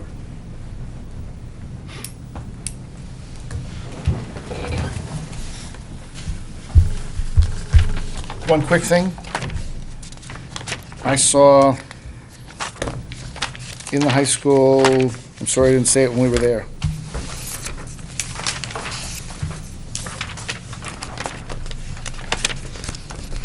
Page 30. Under the extracurricular 330, the other professional services. Before we pass this forward, you want to update that language? Because the language specifically, it's last year's language, and it speaks to the increase is due to participation, blah, blah, blah. But we're not budgeting an increase at this point. Yep, thank you. And then, we didn't really talk about it, but I want to say this out loud, because I think this is something I look at. Whether they come or they don't come, whether it's, the forecast right now, with all the information we have as we roll our population forward, this budget anticipates 10 more students populating K through 5 at the elementary next year than there are now. That's a 2% increase, which says nothing of the fact that there's an enrollment that suggests pre-K is going to be at 40. I haven't even begun to ask the questions about how that's going to happen. There's one classroom for pre-K, right? That's it. They And don't, we're they don't go overcrowded. 5 days a week. How are you going to do For 4 what? sessions? Is that 4 days? No, Are you no. doing 10 a day or something? They have staggered sessions. Yeah. They do? Monday, Wednesday, some come Tuesday, Thursday. I mean, my kids were there once upon a time, but 40 just feels like, ugh. Anyway, if I cut that out and I don't think about 40 preschoolers, the next grade, here it comes. If I don't think about that, just K-5, we're up 10. At the middle school and high school combined, we're up 29, which is 5 point, uh-oh, lost my page, 5.4%. See, that's easily said, maybe it means nothing, but in many cases, when you're talking about the stuff that backs up those students, if costs are rising on stuff by, 0.5%, 0.75% that you'd measure by like a CPI metric, even though shipping isn't necessarily more expensive with oil down, but if you're still up, a small percentage on the inflationary impact and your enrollment's growing, things like copy paper, there's an impact on that. Things like your technology budget, your consumption, all of that. And this seems relatively flat. You're talking about numbers that take us essentially down by some measure, so. So how do you make those projections? Like how, Well, I mean, I think he and Sean work with her and have to, I would imagine, to chase that stuff. But we never say that out loud, or the last couple of times, we haven't talked about our enrollment growth, but you've got to anticipate, it's not so much textbooks anymore, but No, mine in this budget is desks and chairs. The supplies, you can kind of, you can level that out with what we do, because we do a lot more with technology in regards to Google Classroom. So you're saving on paper because everything is becoming an electronic. yeah. So that's how you look at, you can't put 2 kids in a seat, so you have to buy another chair. But we can say, all right, we're going more Google Classroom, and you save on paper. So that's why you see it level funded in more of the supply, knowing if you But go the up another equipment and the 30 furniture kids, went up.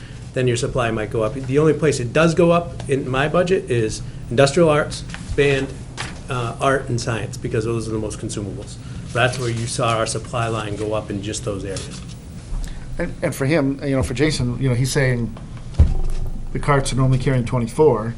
If he's got to roll out into classrooms where there's 26 or 7, he's got to go find 2 or 3 units to tag on each cart to make them functional, so the teachers aren't, praying for absences those days. So. Right. And you've got money here to do some of that, I think, if you need to, so, Okay. Other questions?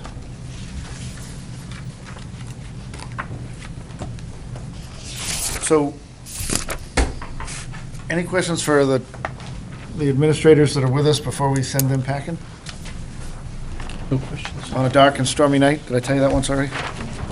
I just appreciate the foreshadowing and the projection that's happening in the technology field, as well as looking at the enrollment projections and determining what the staffing needs are in the future, because that allows us to be proactive as opposed to reactive. So I appreciate and thank you both for that. Let me ask this then, before it's 7:30, everybody might want to go, but, We're not gonna do the SU. well, yeah, but you're here, you want to do the SAU? We'll just keep going? Do you, Pat's any hit- technology in that you want There's- to? We got Pat. We have Pat, yeah. Okay, so, We we in- plan to do we- SAU. Good, we- keep we- going. we Yeah, yeah, yeah. planned. I wasn't sure we was planned that. Sorry, we keep going. planned. I was like, wait a Just minute. shut me down, keep going. Okay. Well, I'll let Chris, Chris can go. go? Jason, I don't think there's anything big in I do have here, big shoulders. but Thank you. it won't Thanks be, for being here. Thank you. Thanks, guys. it won't be long, so It's all right. it's the smaller section. But there's a couple pieces, food for thought for you guys to all discuss my as a board. Don't be buying any more technology for the central office, Lord. Hey, it's a scanner. Yeah, right? What do we have, one piece One in there? scanner. So the big things, just talking about on page 38 real quick, some of the big ticket items there. I'll get to it in there, but there's I've earmarked some funds to start a conversation that you'll need to continue and decide whether or not you'd like to think it was a good idea or was not a bad idea under the 300. So that's what the increase there is. Salary and benefits are just, a lot of it is contractual for us administrators. And benefits is just due to the increase, but again, you're gonna see that go up again when I revise this. The 175 is really strictly due to transportation reduction, which was about 25,000, special education tuition, which was about 144, charter school, which was about 23, and we had some increases, about 17 for insurance, so that all nets out to a large decrease of 175,000. Under the supplies, that's largely in part due to information service and fees and software that we need, which we'll get into a little bit more detail in just a minute. The 700's just some equipment reductions there. We're only purchasing a $490 scanner, is our request at this time. You made him stick around for a $490 scanner? That's just for the SAU, but in case there's some special ed equipment in there. And he has to talk to that 13,000 that I just mentioned, because that's some contracts that we have for Google and Gaggle, and I'll leave that to him. And then the 800s, the $23,000 savings there is just a decrease to our severance, which is a contractual benefit for teachers. So moving on to page 39, so you can see there we have a decrease in contracted services. This is special ed, $6,800. Our tuition handicap is down $144,000. What is that? That's out of district placements. So we have one student that is graduating, so he's now moved on. So we have a decrease there. We also had some changes in placements. So we have some savings there. We've also been able to bring some of the services in-house. So you'll see that the offsets to that are, we need some supplies and some equipment and software to be able to support those IEPs. Can you try one? What does tuition handicap mean? It's our out-of-district placements for special education students. So we. Gotcha. Okay, thanks. Yep. Yep. So you can see the $4,000 there under the 12,650. We are anticipating some free Google apps and things of that nature, but we need some different reading support software, so we have an increase there. School psychologist, we have two full-time psychologists that serve the district, so they are under the SAU. We have a curriculum full-time, excuse me, this is a good point. We have, Pat is with us tonight. She is our current curriculum. We call her the CIA. She wears many hats, but she's the curriculum and instruction coordinator. So she, after many years, she is retiring this year, if you don't know. And so we have discussed the possibility of increasing that position to a full-time year-round, because right now she's not year-round, so it would go to a, Pat, was it a 230 contract? I don't remember how many days. 60. No, but what do you have currently now? 200. 200, okay, so 200 to a 260-day contract. So we just earmarked a salary in there just as a placeholder, but that's the conversation that you all need to have to figure out what you'd like to do with that position. This isn't what you, Yeah, I mean, This is the 111? yep, This is the 111. on page 40. Yep. So forget about the salary you put in for 16, 17. At a salary, the 15, 16 salary, which understandably is that of a veteran, but at 200 days, if I simply divide that by 200 and multiply by 260, I get 98.8. So in my mind, I thought, I mean, we ought to be talking,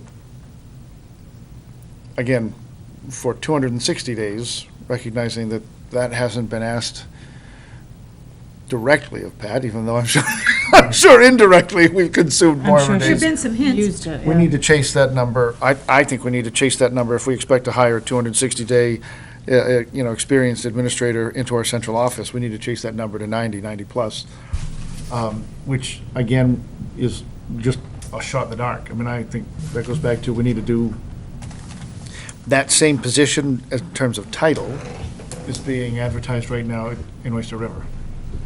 And, Can I address that for yeah, just a minute? please. When I first took this job on 10 years ago, there were a plethora of curriculum coordinators in the area. That's what the title was.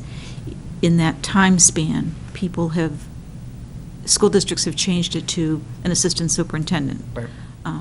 Because even my curriculum coordinators group is a combination of assistant superintendents and Title I, it's just a lot of different hats for everybody. I really think if you're going to advertise this as a 260-day position and do all the things that are covered, you need to look at changing the title of the job. And by covered, meaning what you're asked to do on a daily basis. Well, the job was designed to do, professional development, federal grants, curriculum. And assessment has built up. The assessment when I first took on the job was, we were just starting NWEA. I cannot believe I just said that. And now we do NWEA. We've changed from NECAP to Smarter Balanced. We do ACT. We do Aspire. This year we're going to give juniors all the SATs. And the other parts to that are, the assessments have changed, parent pieces, everything has changed. It's more developed, which is great. It's good for data, it's good for students, it's good for the district and teachers. But there's a lot more that's in the job description that sometimes I don't even get to, as much as I would like. So I think if you're going to do that, you really need to look at the job description, and you need to think about, is that who you want as a second in this district? So Pat- That's just my personal. Yeah, can I just understand that? It wouldn't be just a title change? Oh, no. It would be a structural change? I think it's a structural change, and I think that person, knowing they can work over the summer, and I don't want you to think that I'm not alive and well over the summer. I do email and I talk to people, sitting on the island. But yes, I'm present, and I will come down if need be, or back to work if need be. What she's saying is, she comes down, she's not being paid. But that's okay, that's part of, I have one of those things about you need to get the job done. But going back 10 years, we weren't looking, and the No. district hasn't been interested or willing over time to endorse change it, that. and or that's to- fine. Right, they haven't made that a second, and they haven't made it full-time, and they haven't made it salaried at that level. No, so now now's the But now's the perfect opportunity to do segue. so. And, I'm not going to be here. Thank you for I'm being just able trying to to- put the words. Sorry, Nate. Here you go. What? I'm just trying, from a layperson's point of That's view, fine. trying to understand, why the structural change. Is that just, you've talked about additional responsibilities. Does it make the office run better to have that second in command, essentially? I think that runs better. The person would being here all summer would be able to answer questions. When I first took on federal grants are an excellent example. When I first started taking on the job of writing federal grants, everything came due in May, so you could write it and you could leave in June knowing the paperwork was all done, everybody was hunky-dory. Now, I didn't get my Title II grant until after school started this year to even write and get organized. And that's one of the things that I do even worry about now. I leave at the end of June, the grant's still open, you've got to have someone either come in or I'm going to have to come back for a couple of days and walk them through how to do it. Not hard, and I'm more than willing to do that.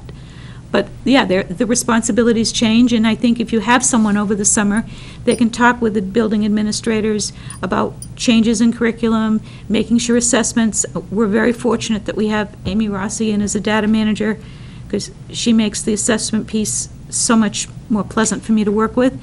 But there are a lot of pieces, as Nate said, 10 years ago, if I did it, there wasn't a huge responsibility, and now, just because of the way education has changed, it's a different plate. The plate's like this, it's gotten, which is fine, that, it's the job. Pat, not that you've ever looked to work anywhere else, but. I did once, yes. What, did you? Okay. What's the hiring cycle for these things? If we start thinking about this in July, have we missed the boat? In July? Oh, yeah. Oh, yeah. Yeah.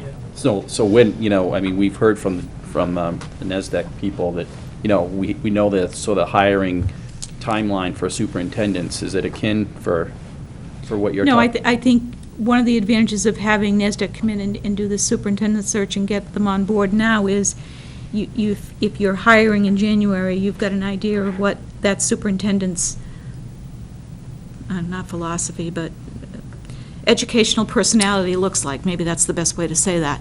So that you know what the yin and yang is going to be of that position. There is a lot of yin and yang. There's a lot of come in the, make the checklist up Sunday night, come in, just as everyone does, even teachers. And, the first phone call Monday morning is you got to do this, this, and this, and everything just gets slid off the desk. It's a unique job. I like it a lot some days, most days. Sorry for all these questions. No, that's I'm getting okay. off track No, here, you but need to know. I'm just in terms of, like, I am totally a layperson when it comes to any of this. What you're talking about now is that, we're going to be hiring a new superintendent, right? And so you'll be heading out the door. I'm just wondering, is it good to have a new assistant superintendent if we end up calling it that, and a curriculum coordinator along with a brand-new superintendent? Won't they be both kind of trying to find the bathroom at the same time? I mean, not knowing. That good could or- happen. Yeah. I guess that's the best way to say that. I mean, what's ideal? I mean, wouldn't you want some continuity? This is a small town. You have dedicated staff that come here every day. Some have been, no one's been here this year longer than I have. But everyone comes to do their job every day, and I think everyone will work hard to make all the pieces fit. I don't think it's the optimum way to do it, but sometimes we're not faced with that. We've not had conversations between myself and yourselves about how that would look. And maybe that's another step we look at. I don't know. And I'd also add that I would be very disappointed if the new superintendent that we identify in January wasn't willing to put their head into the game and talk through these issues and organization structure and so forth. I don't think that's the type of candidate that we're looking for that wouldn't lend some time to this. And again, I'm going to not apologize this time. I'm simply going to say it's important to me that we put dollars in the right places to set ourselves up to succeed. And so, given that there might be that kind of expectation or need, without being able to predict fully what the job description or title would look like, I think this number has to change some. And I don't know how to get there, whether we could, between now and when this budget has to be wrapped up, we could do a quick survey and say, in those places where there is an assistant superintendent and/or a director of curriculum instruction, please tell us what the comparative is maybe between the superintendent and that position. Is it 80%? Is it 75%? Is that even a metric that moves? Or that has value? How do you judge what that would be? To give us some guidance about what kind of plug number we stick in. Without understanding what the new superintendent is going to want, I think that's difficult. But you don't have a choice. It's the Your market. next superintendent is not going to be in a position to tell us before this budget has to be wrapped and handed off. That's not my point. No, okay, The then- next superintendent will have an idea as to what this position should be. And it may be exactly what Pat's talking about, maybe talking about organizing differently. My suggestion is throw in a good number, an adequate number, $90,000 or whatever you want. That was my concern, is how do you arrive at an adequate number without the argument being that was a shot in the dark and you guys are just wasting money? Because I got 5 people ready I can name right now who are going to say, you're just throwing money. You're just throwing money for no good reason.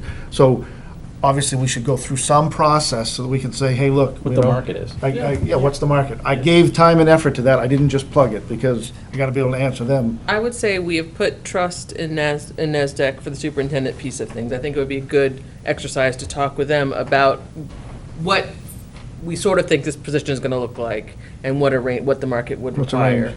Anywhere so that it range? can be a defensible number. I just Yeah. didn't want to be guilty of Right. naming it myself, Why ourselves. don't I ask Carolyn to do that? If she could do that, it'd be great. Okay. And they're advertising at Oyster River. I wonder how much they're. Well, yeah, I don't know if there's a For- stated for range what? for this For position. this position. Superintendent. Potentially how it might. For what? Assistant superintendent. Except I think they've called it. Curriculum coordinator, assistant superintendent. Director? At Oyster River, the assistant superintendent's divided into 2 positions. One is director of curriculum and instruction, and the other has special ed and something else involved. That's not the same. See what Carolyn says. Carol, Yeah. Okay. Thank you. That happens in bigger schools. They just divide it up again between 2 or 3 people. No, Pat, I think the question was, which position is open in Oyster River? Curriculum instruction. I thought it was the. She's an assistant superintendent Right. of curriculum. That's Okay. what it's called. Yep.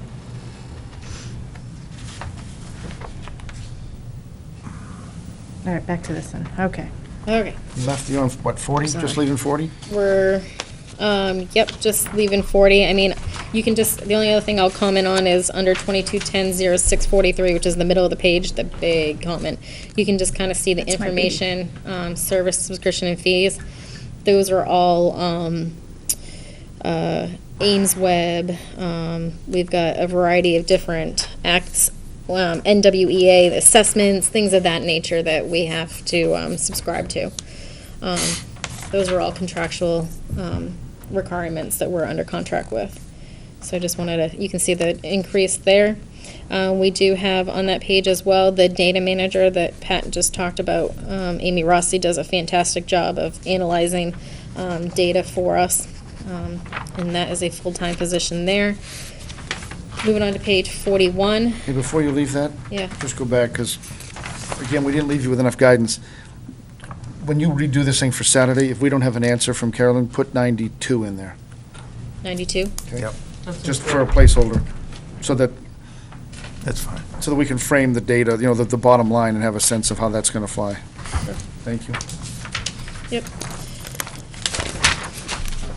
Moving on to page 41, technology operations there. We have 2 full-time personnel in technology. One is with us tonight, Jason Carey, and his assistant, Chris Cooney. We have the webmaster. We used to have a stipend that you can see there, which is the decrease of the $3,300. That is now been taken on by Chris and Jason. So they split that function there. No changes in terms of contact support services or telephone or internet. Everything there is just kind of level funded. Some minor changes in travel and supplies. So nothing big there. We're currently under contract for our phones and internet anyway, so that is contractual. Moving on to page 42. In case Jason, we kept Jason for this because we have Google, we have Gaggle, we have all sorts of Barracuda backup. We have a lot of different softwares. This is district-wide that we operate. So in case you may have any questions about that, I'm going to defer. Back upify? Yes. What about Aruba? Are you going to Aruba? I like that. It's all our Backup. wireless. We have Backify, is that how do you say it? Backupify, yeah. Backupify. So, I mean, yeah. We also have the Cop Sync, that's in there as well, and Aruba and some others. So some decreases are the equipment for the SAU level. We're only proposing to get a scanner for the SAU. When did we go to Cop Sync? We just went to Cop Sync this last year because the town got a grant. Something the chief wanted to do? Yes. Oh, he was actually very supportive. What is it? Okay. What was that? What's this?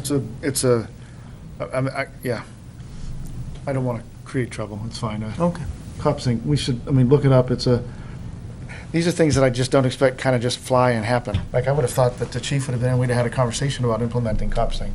We did last year, and it finally got implemented. We did 2 years ago. It finally got implemented the current year we're in right now. Here? I don't remember. Not here. Oh. No, it wasn't. The board never discussed it. I don't know if it was brought to the board. I wasn't part of the conversation. Another night. Okay. I just know the police department wrote a The grant. chief, if so he we wrote a received the grant and he really wants to do it, I think that's, And feel free if you want to comment any more on that. nope. Okay. So moving on to page 43. Okay, so this is another one of those, just an earmark, just a conversation starter. Please don't shoot me for doing it. But 2310-0300, which is contracted services, I've earmarked $50,000 just for a conversation piece about anticipated architectural engineering or any project consultants that we may have next year. Just as if you have anything that may be not part of a bond if you do a bond, or not sure where you're all feeling that out. So Say that again? Contracted services, what's it for?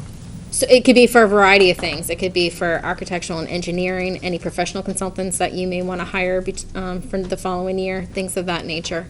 So I don't know if you're going to have a bond. If you have a bond, then you typically would put like Banwell's fees, things of that nature. Counsel. Yeah, consultants.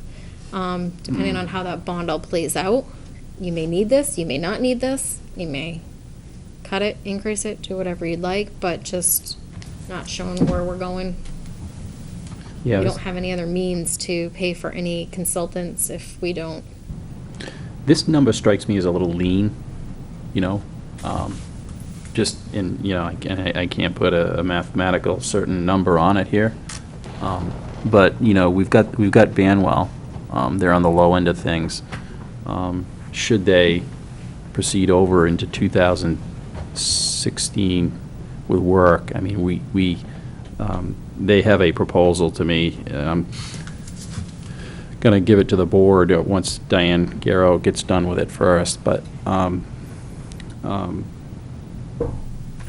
you know, there may be an increase there if it goes over for another year, and justifiably so, I would think. But also, you need a cost estimator. You may need some structural work, not, you know, some structural analysis. So if you're saying that this would be the only source, it just, I think it's a little lean. I need to get midstream and then, you know, be $25,000 or $30,000 short. And this may be fine, I don't know, but it bears some discussion. It does. I would agree. Anybody? Do you want to discuss it now, or do you want to I- talk a little bit more on Saturday? We can on Saturday, but, you know, for instance, Ingrid just got me a proposed contract for, I won't mention the number, but it's not going to blow this number out of the water for structural review, not a full-blown, you know, rip apart their wall structural analysis. But there'll be some of that stuff in there, so. So what would you like to see that number, for a good, safe number? And it doesn't mean we're going to use it, but. Right, I mentioned 100,000. And we got to remember that Ingrid's number is very low. A lot of those architectural bids alone were approaching that number, you know, for the pre-bond work. Is there any other place to get that money from? Is there a facilities trust fund that we could pull it out of? We're not gonna have any money left in the dual purpose. We'll probably have maybe $10,000-$15,000 in the dual purpose. The only other one we have is the repair and maintenance. And that's not appropriate. Doesn't apply. No. We've pulled it before out of the dual purpose in preparation for fire and life safety and things of that nature, but that's about it. So you're not gonna have very many different sources, so just kinda. So let me ask the question, in the absence of a bond, is there value in not putting this number, or a number like 100,000 instead of 50? Is there value in not putting that number in the budget, but putting that number on a separate warrant article as a litmus which communicates and forces the conversation to the public about what we are and are not doing and what our timeline really is, and giving them a chance to tell us, you know, great, you can have that amount of money, use it to get yourselves ready to come with a bond, or no, you can't have that amount of money, it failed 3-1, and really we'd like you to just kick the can another decade down the road, for instance. The Banwell thing now, Mike, Mhm. takes care of presenting alternatives. Is that correct? It takes care of pre-bond work. So, yes, in a nutshell, Al, so what Banwell will do for us is they'll go through the process of vetting out the various options. They'll do the public meetings. They'll come up and with various designs and all that, to get us to that pre-bond process. And as you remember, when we talked about their contract, there's sort of a sharing of risk there. Their, original proposal for a March 2016 day was $25,000 with $5,000 expenses. They've acknowledged that they're going to lose money on that. That's a lot of work to get up to a pre-bond. Right. But that's what that figure was for. With to take that to the next step, they come up and they say, okay, this is our final thought. How do we pay for the development of that thought? Through bond? For the actual drawings? Mm-hmm. Well, there's two ways, I guess, we could do that. You could do it, you could put a warrant article up for just having the design services. Right. Which, maybe 7 or 8% of the total construction cost. Or you can, as has been done in the past, seek a bond vote on the entire cost, the projected cost of the project, which would include the architect's design fee. Seek a bond vote when? I'm not sure, I don't understand your question. I mean, I think in the conversations we've had in the past, one of the things that I know we've bantered about is if we are able to get to March of 16 with a bond proposal, then presumably it's all in, meaning the architectural engineering, the design work, everything would be in there. Mhm. And if you secured the vote, everything this 50,000 might be intended to cover, plus everything else to get the project done would be in the bond. If you're not ready to put the project forward in its entirety, then one alternative is to simply put the A&E up, Right. that's 7 or 8%, with enough to cover these kinds of things, the structural, the bond council, all of that Right. stuff. And that would be a number, whatever 7 or 8% would be, and the architect would have to guide us, is that 1.4, 1.5, whatever. You put that up now, but that would only get you the buildable plans to go to bid with. Then you'd need a second vote to actually approve Right. a bidded number, for instance, to do the project. And if you never get that vote, then you put $1 million plus on the shelf and mothball, it's. You have really nice And I think, drawings. you have really nice drawings, but I think part of the conversation is, if you get the vote of the public, based upon all of the conversation we've had, now I'm back to personal, right? If we can't put the bond up, if we could at least show enough information and enough effort, show all the work we have done to put the A&E up, that is, of and by itself, a litmus. It says, you've all paid attention, you know what we're doing. If you vote this forward, it seems reasonable, you won't waste 1 point whatever million. You'll give us a yay vote next year, presuming we do the rest of our due diligence appropriately. Plus, it would be, in that case, it would give us the opportunity to have done the buildable plans, bid it out, and have a competitive figure on the ballot the next time. If we're not even able to get to that point, at the very least, you might put up an article, not a bonded article, just a basic separate article that says, please let us have 75, 80, 100, 110, 100, whatever the number would be, with which we will take care of all of these things that lead up to the architectural engineering and. Fundamentally, this is a good conversation. I'm glad we're having it, by the way. And maybe we're off track a little bit here, but we're way off track. But, so, that's okay. So the We're all off track together. yeah, we concur. I agree with what Nate said, very much so, but just in my mind, and I'm not, again, I've been through 2 or 3 of these personally, in just being a member of, a citizen of the town, but it strikes me that if we're, even to get to the point of putting a warrant article for the design services alone, you still need to do all the due diligence and convince voters, or 60% of them, that that's the right plan, that this is the right design, whatever it is.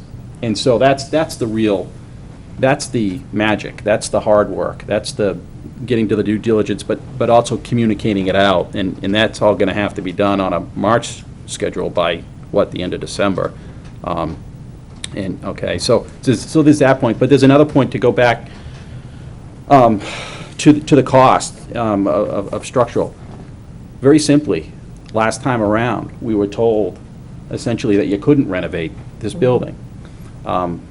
You know, and you shouldn't renovate it. As part of the JAC process, the architect, Banwell, told us that we should. And Or at least could. or could. And my question, you hear terms like the school has good bones. Well, what the heck, what does that mean? I'm not satisfied with an answer like that. Now, do we have to rip it down before we have an answer?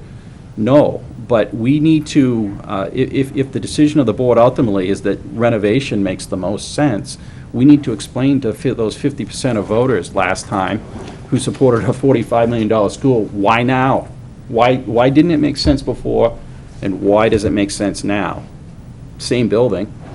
And so that's why you can sense where my mind is on this. I mean, we really need to get we need to nail that down, and it's a work in progress. And I'm looking at a $5,000 structural analysis contract, and it seems to focus mostly on the roof. And I'm like, I've got more questions than that, you know. And Ingrid's going to help us navigate that, but I don't know what that cost. And turning back to the budget, I don't know what that cost is going to be. $5,000 to come up with that answer strikes me as a heck of a bargain. You know, I'd pay that much as a citizen to know that. Has anybody? You know. Go ahead. No, go ahead. Has anybody? Here's what I mean. need a- This is need a- really a far field and maybe misplaced tonight, so we can defer this if there's consensus. But in the same breath that Harriman and their internal engineers and hired engineers were saying you cannot and we will not renovate that building, they led us, with the support of Meridian Construction, to renovate that building to the tune of millions now. And on their heels, Banwell has jumped in with their hired engineers and Hutter Construction, and we have renovated that building.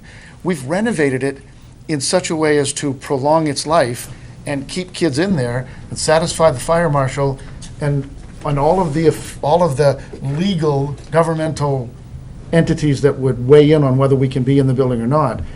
Has anybody at the Facilities Committee, working with Banwell and others, has anybody come around to how it could be that we've done all of that, all of those engineers have passed muster, and yet we're going to do a structural analysis where somebody might say, oh, by the way, you shan't be in that building anymore? Or you can't renovate that any further than you already have? I'm curious that we've been supported by all of those professionals in dumping money into a building that somebody else may now say you can't. Yeah, and I don't know the answer to that, Nate. I just know that last time around, we were told you can't renovate it. Now we're told we can. And other than those conclusions, I don't see the analysis. You know, and I don't know about the rest of you, but I'm not, satisfied going down that road. And I think, frankly, it's also going to be a political issue because, again, that was the message last time around, rightly or wrongly. And I don't have X-ray vision, so I don't know what's behind those walls. I do know that we found stuff on the elevator project we didn't anticipate. I know that those contractors had a variance in their bid of about $300,000. So they're not fools. They know that they're working with an old building.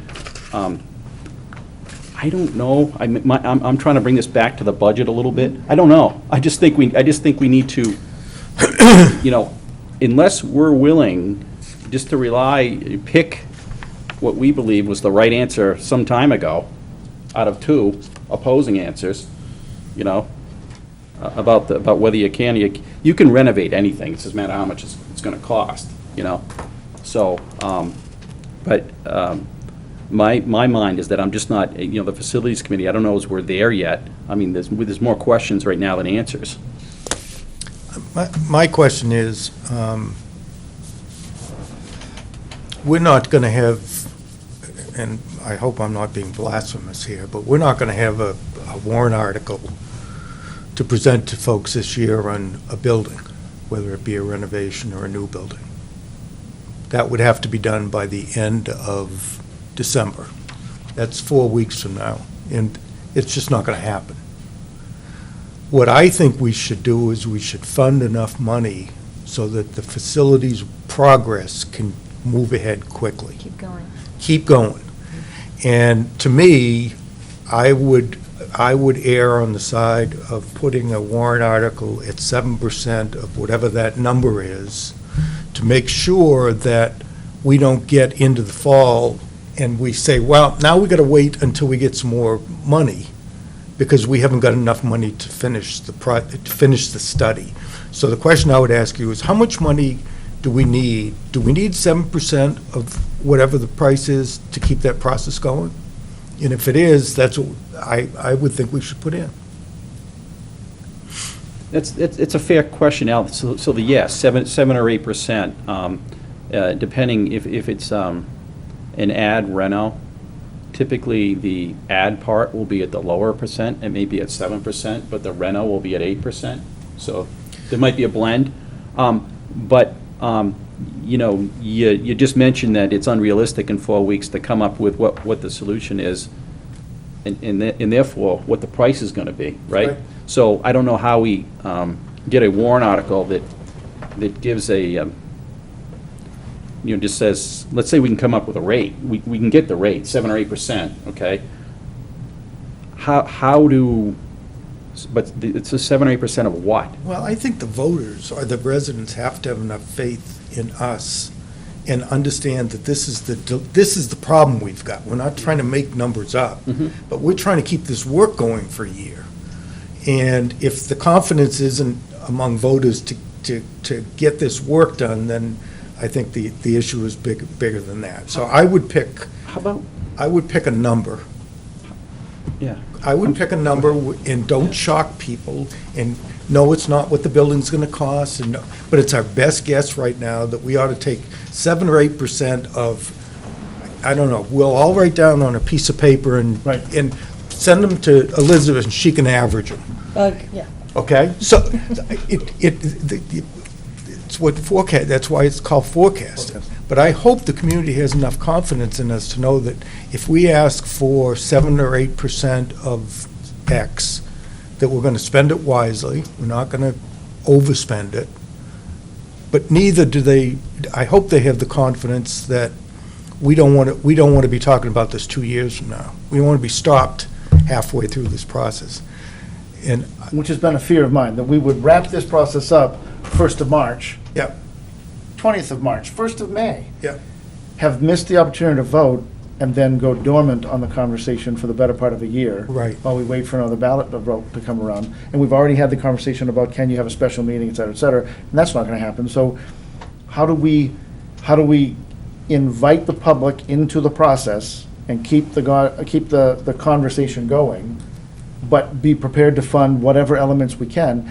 I would suggest that if you pick too small a number, if you pick 7 or 8% of something anywhere between 15 million and 30 million, if you pick a number in there and your number is too small, you won't have sufficient potentially to fully fund the architect and engineer's design work that you'll need to get biddable documents. But you might have enough to be able to contract with them that the difference and construction administration would come out of the bond vote when it came. well, isn't the issue then say, okay, pick the upper number, we're not going to spend it. Right. We'll roll it against the project when approved. Whatever that project Give us enough to pick, I don't want to, I guess I will, I'll pick a number. $20 million. 8% of is $1.6 million. And that's what we need to ensure that we have enough resources in the coming year. If it only costs $800,000, we're not going to spend it.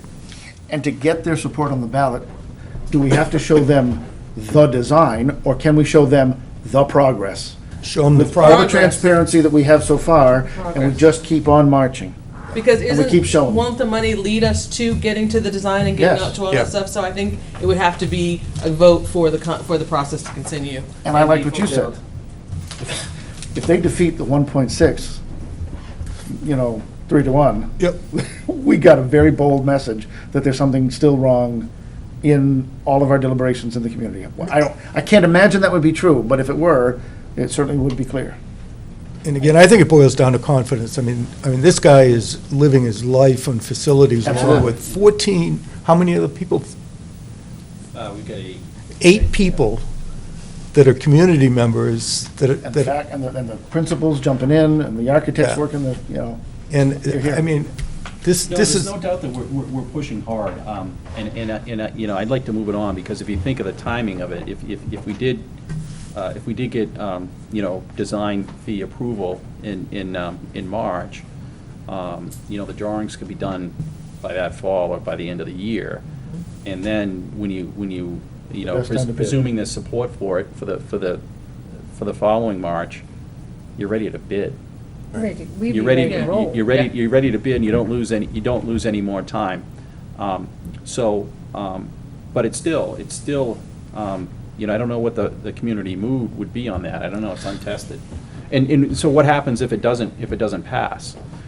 Keep going. That's why you want to have enough money in this to at least do what we're doing. yeah, You know what I'm saying? You don't, at least do the vetting. but you The- can't, the pre- difference between 100,000 and $1,600,000. Well, remember what I said. She's sharing the risk. She's probably doing $200 or $300, $400, $1,000.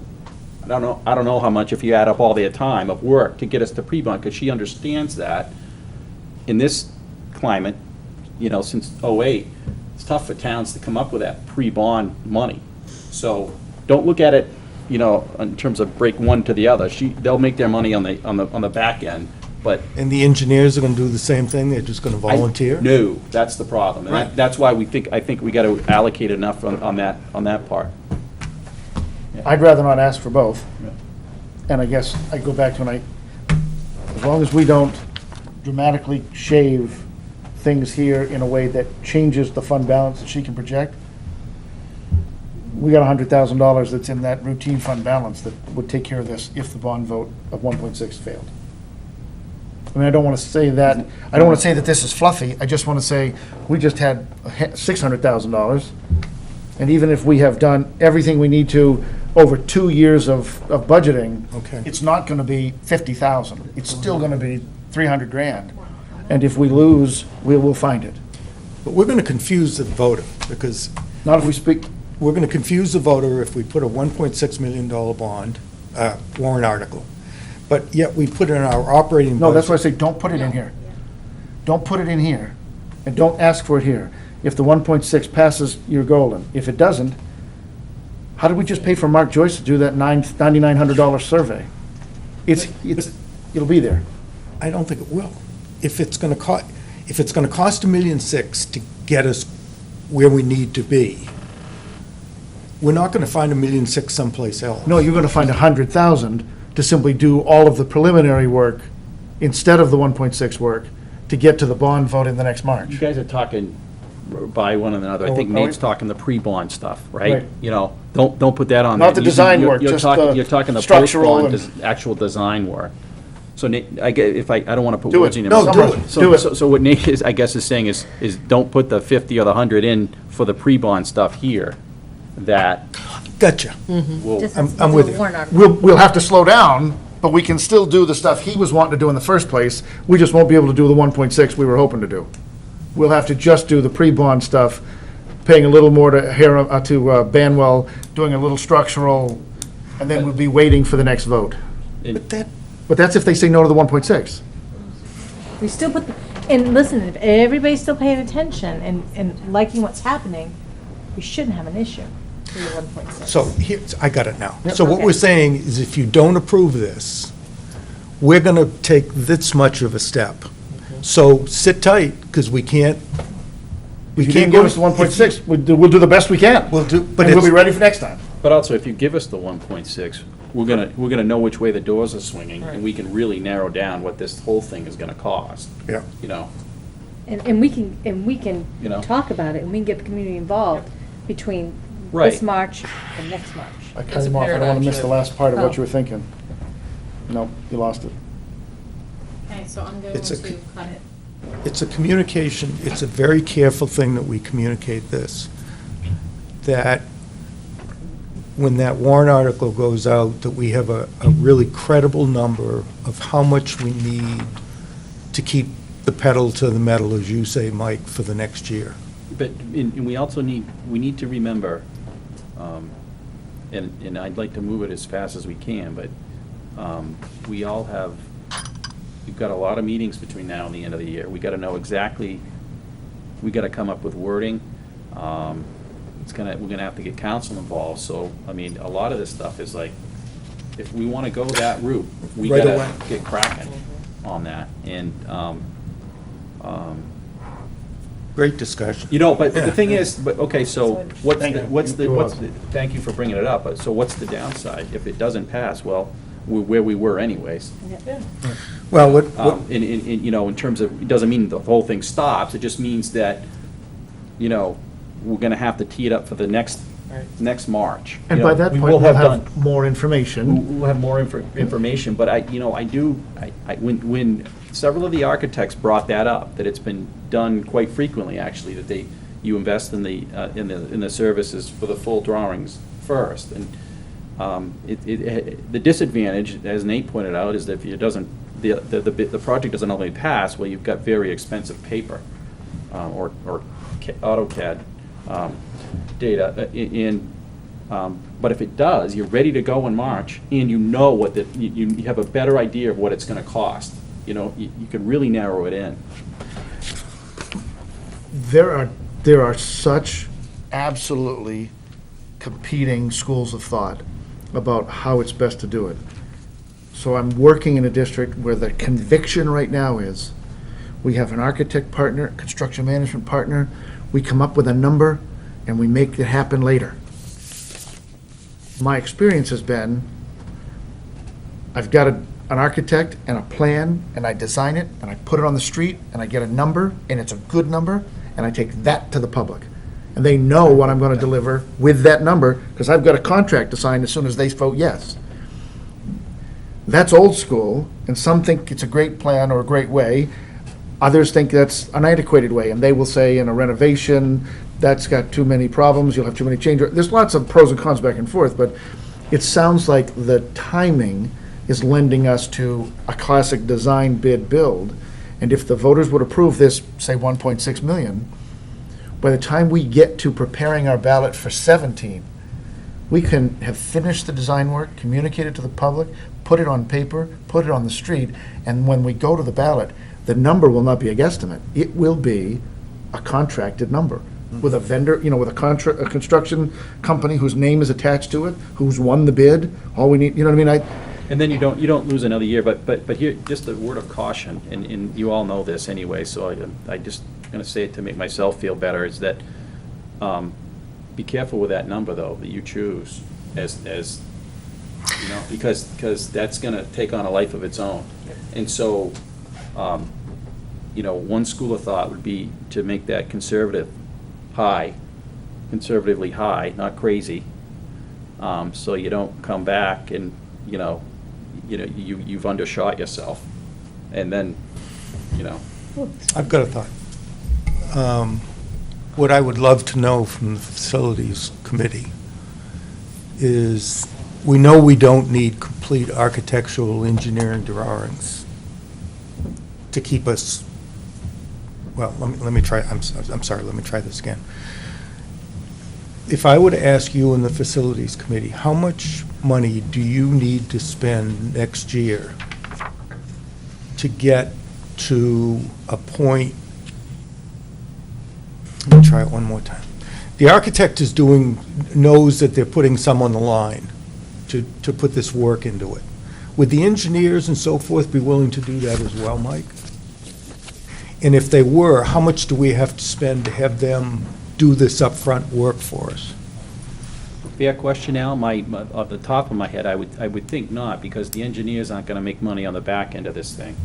They're gonna do their work and be done, except for the civils. They're gonna be working on the site or whatever, but like in terms of a structural engineer, I think they do their work up front. They may peek at the walls once you've ripped, the support structure, once you've ripped everything apart, and they can actually see it. But I don't know. So- I hate to say this, but the architect has said, I'm willing to put someone on the line. Well, we just budgeted enough to pay her. She won't put she won't put all the design, she won't put the A&E online. No. You know what I mean? Is that what you were? That's not, it doesn't even sound good when I say it, so. So should we, Okay, How so we about, don't, how about this? Let me, you know, I can talk to Ingrid and work through some of this stuff and maybe come back even on Yes. Saturday. I'll I was give her gonna a say, call. 48 hours from now, we're gonna do this some more, Perfect. so let's. I'll give her a call and we'll find out. Maybe Perfect. she's done this and it, Yep, yep. okay?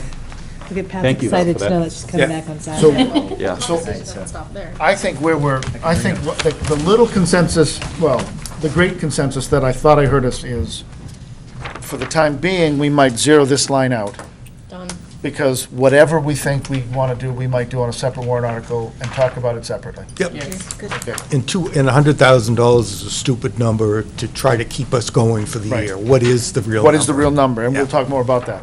And if we are agreed ultimately that it's not going to go in here, and whether it's 100 or 500 or 1,600,000 or whatever, it's going to be in a separate article, that doesn't have to be before the budget committee in 2 weeks or 3 weeks. It's just the budget. So we can keep talking about that one. Okay, keep going with legal expenses then. So just decrease the legal expenses there. We don't foresee anything. We're hoping to get a successful contract, so we won't have to put anything aside for that. The other one I'll talk about briefly is the severance payout. Again, that's just that's contractual for for teachers and administrators. But another talking point for you all to start discussing is superintendent's salary. We just level funded it, not knowing what the committee has seen in terms of applicants that are out there, what you might want to do. We did put a full package in there, so we do have a full salary and benefits package in the budget. But that's just a conversation piece, right? When you say salary and benefits, what do you mean? So salary and benefits, so we put in a full, so they're going to be, we are assuming, I shouldn't say, a full-time superintendent, which would include New Hampshire retirement, it would include health insurance, dental insurance. None of which has been in the budget the last couple of cycles. Well, Right. but wait a minute, if I look at the business administrator's salary, that does not include health insurance, does not, Correct. right. None of them do. All the benefits are under 2,900. Other I'm line. just saying. Oh, I'm sorry. I Oh, level funded the I gotcha. salary. I just think you're because fine, I think you're I fine. didn't know where you all were gonna go with that. I wanted to think give you you're some okay. room to negotiate, to be able to attract a new candidate. So I just said, well, let's just level fund it and say that's kind of a, We'll talk briefly, maybe Benchmark. for Saturday. I mean, the board never really had an actual conversation about that, to my knowledge, but We did. the committee did? Yep. So, There was a presentation that was made to you in a handout where you got, they compared other towns and how. okay. no problem. It's good. Did we pick a number? Did we pick a number? Well, I missed it too then, it a because good it went number? right over my head. I'm sorry. Ken Benedictus presented The it. last night he was with us. Yep. We did look at And that. he took So there's a 12 or number? something Yep. towns, and No, he I said move verified this it. one over. It looks like Oh. So this number feels Sorry, good to you? missed the number. Good, enough said. Okay, so I didn't, all right. maybe a little higher, maybe a little lower. But that's Okay. okay. So, that's it on page 43. Page 44, we're just pretty much level funded throughout there, no big changes. Meeting expenses are increased, slightly there. Some software, purchases that we're looking to make there.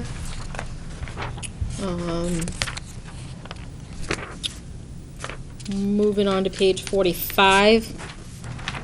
The big item on this page is, and we've all lived through it with the exception of Kim, the transportation contract that we successfully negotiated with for students. So we have a decrease there because we anticipated a higher increase than what we eventually negotiated.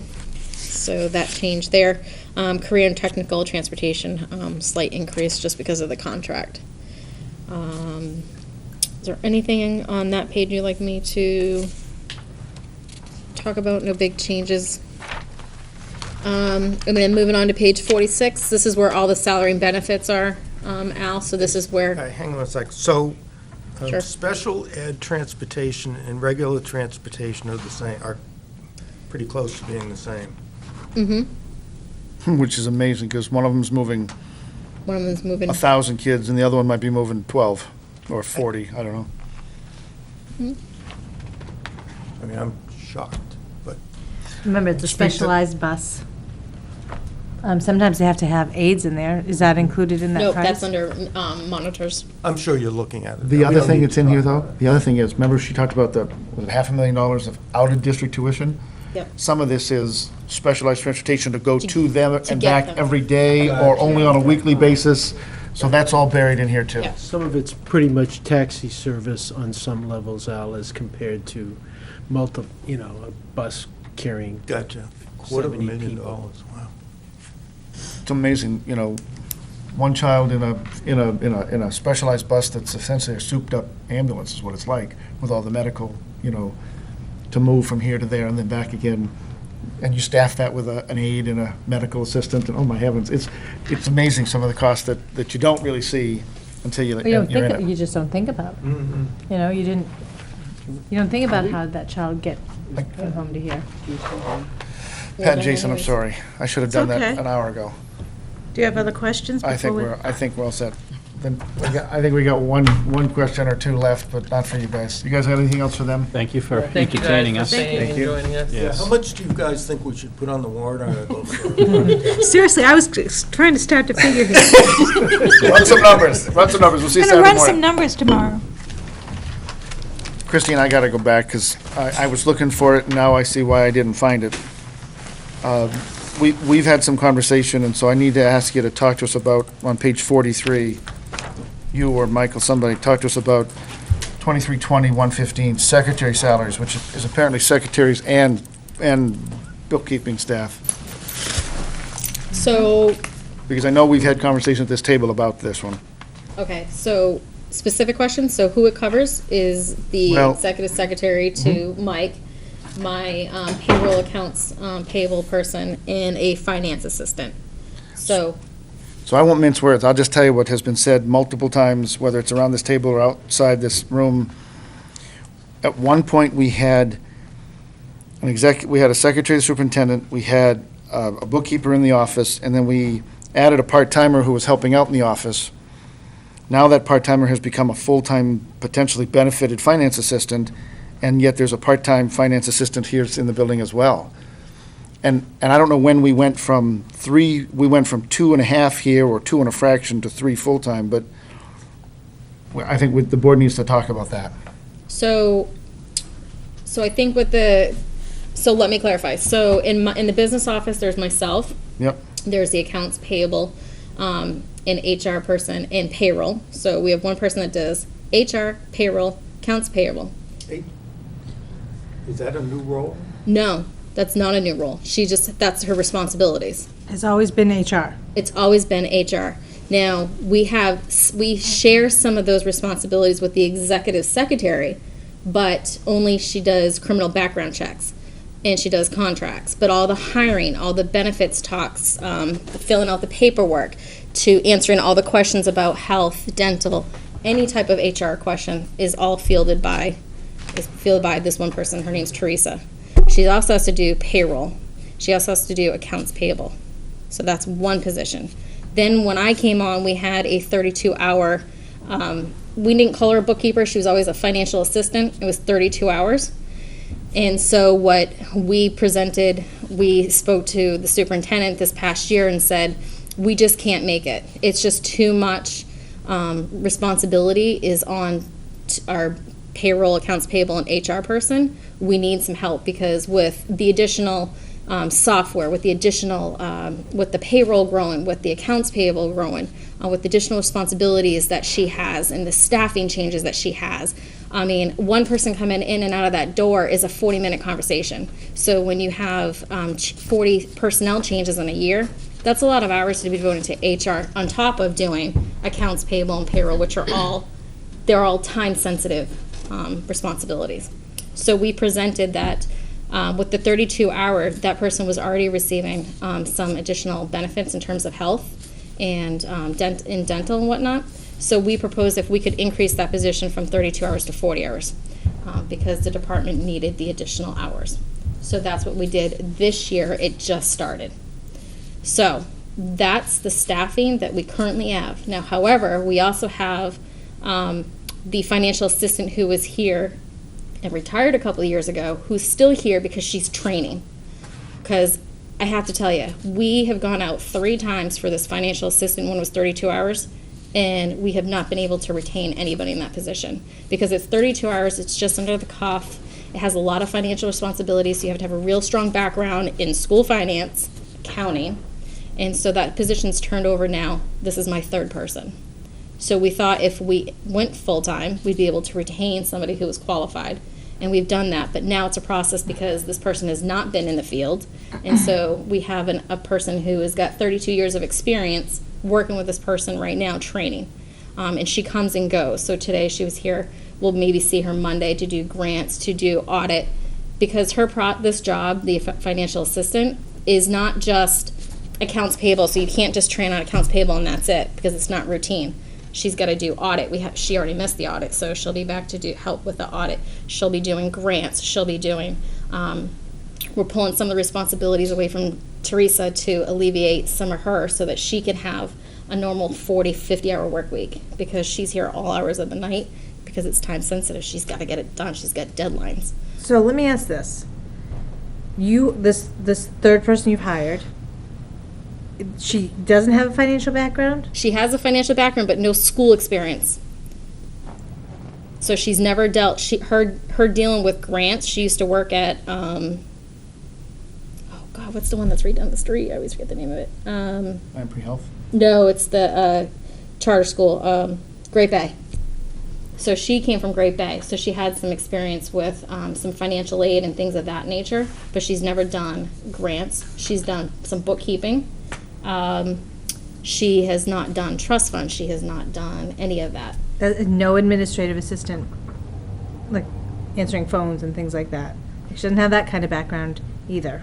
That wasn't one of the qualities that we were, because that's Penny's job. Penny is the administrative assistant, executive secretary. Except that when Penny's not here, Yep. that backup has to come someplace in this office. Yep, it also comes from my staff as well. Yeah, And because if it's not her, then it's Teresa or myself. So Because maybe- we staff from 3 to 4. We answer all the phones from 3 to 4. from what I'm hearing with Teresa's, maybe Teresa shouldn't be answering the phone like that. This one person. I mean, maybe it sounds like We don't have a choice, because when we were hired, my business hours are 8 to 4. That's when we're staffed. There's staff that's here from 7 to 3, and we work 8 to 4. So they cover for the morning 1 hour, we cover in the afternoon hour. Are you saying Penny does 7 to 3? Penny does 7 to 3, and there's some others who do 7 to 3. So we And have. your office is 8 to 4? We're 8 to 4. So they cover for us, we cover for them, kind of a thing. So we, the 3 of us, are the only ones here from 3 to 4. So we all have to answer the phone. Christine, the woman that retired that's coming back to do the training for the Yep. person, how is that budgeted? Like, where does that fall into? It fell into the fact that, like, for example, when she was out, she was gone from, she's been on with us for this year, and then we hired, when did Diane started? July, No, she started in September. September? Yep, she started mid-September. So, and then she was gone. So the money that we didn't pay to have anybody in the office, it wasn't staff. Teresa and I picked up the responsibilities. We're paying it with the money that we didn't pay Rachel.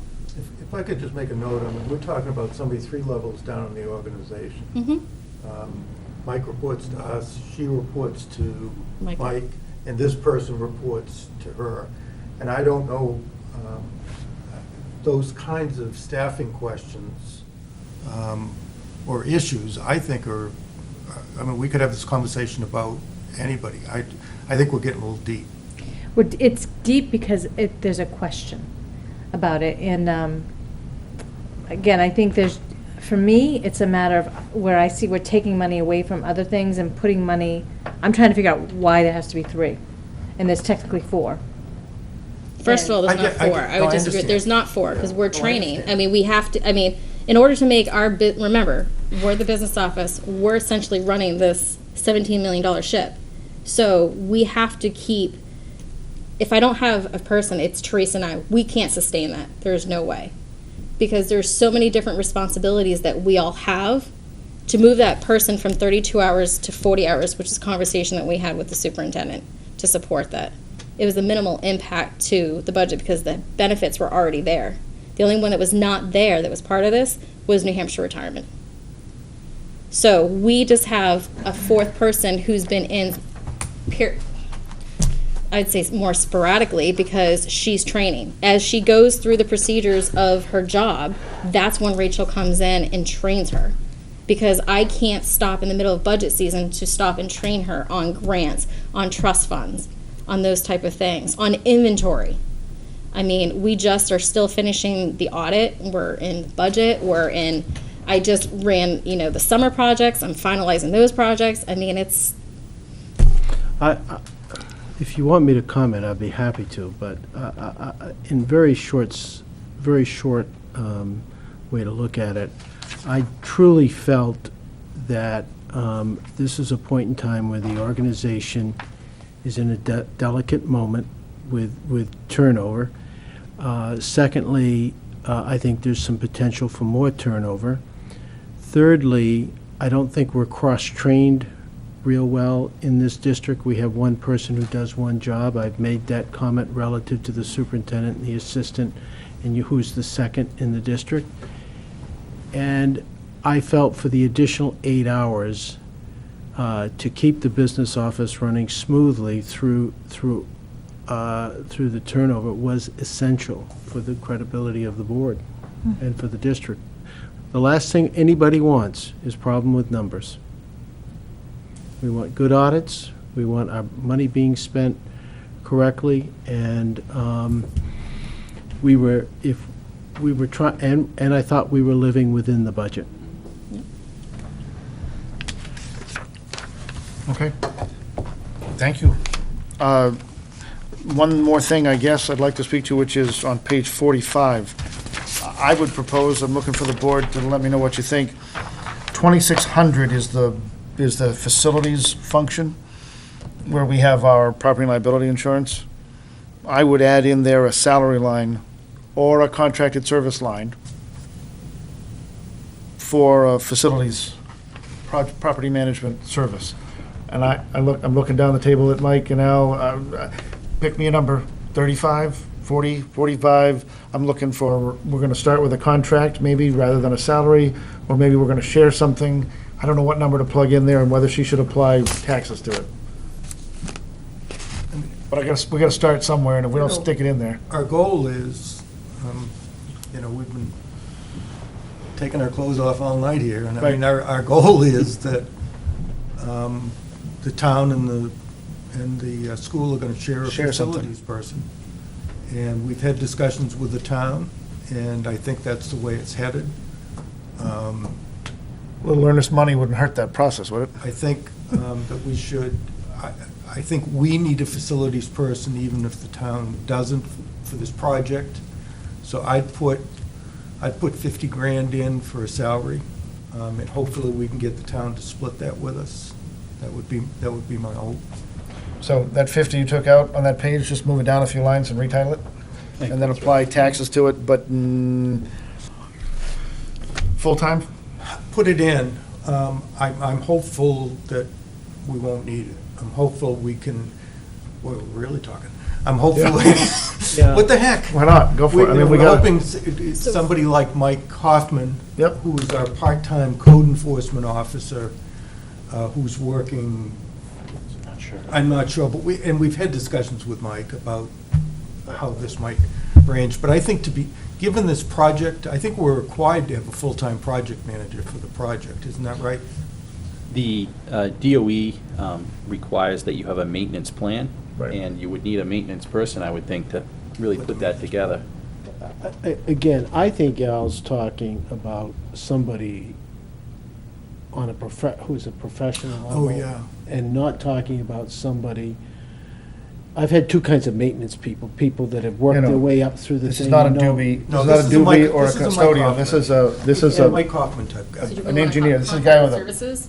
no, we're You wanna thinking about call it hiring Building, all right, so you want it, building, what do you want to call it?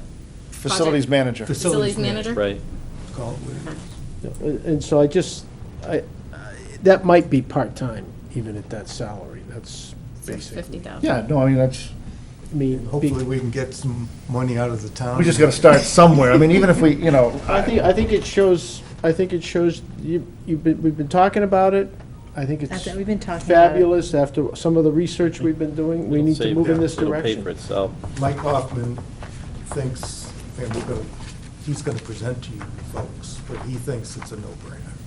The stuff that needs to be done around here in terms of facilities and heat and everything is not, it's not being very well done. So just salaries and taxes. Yep, that's fine for now.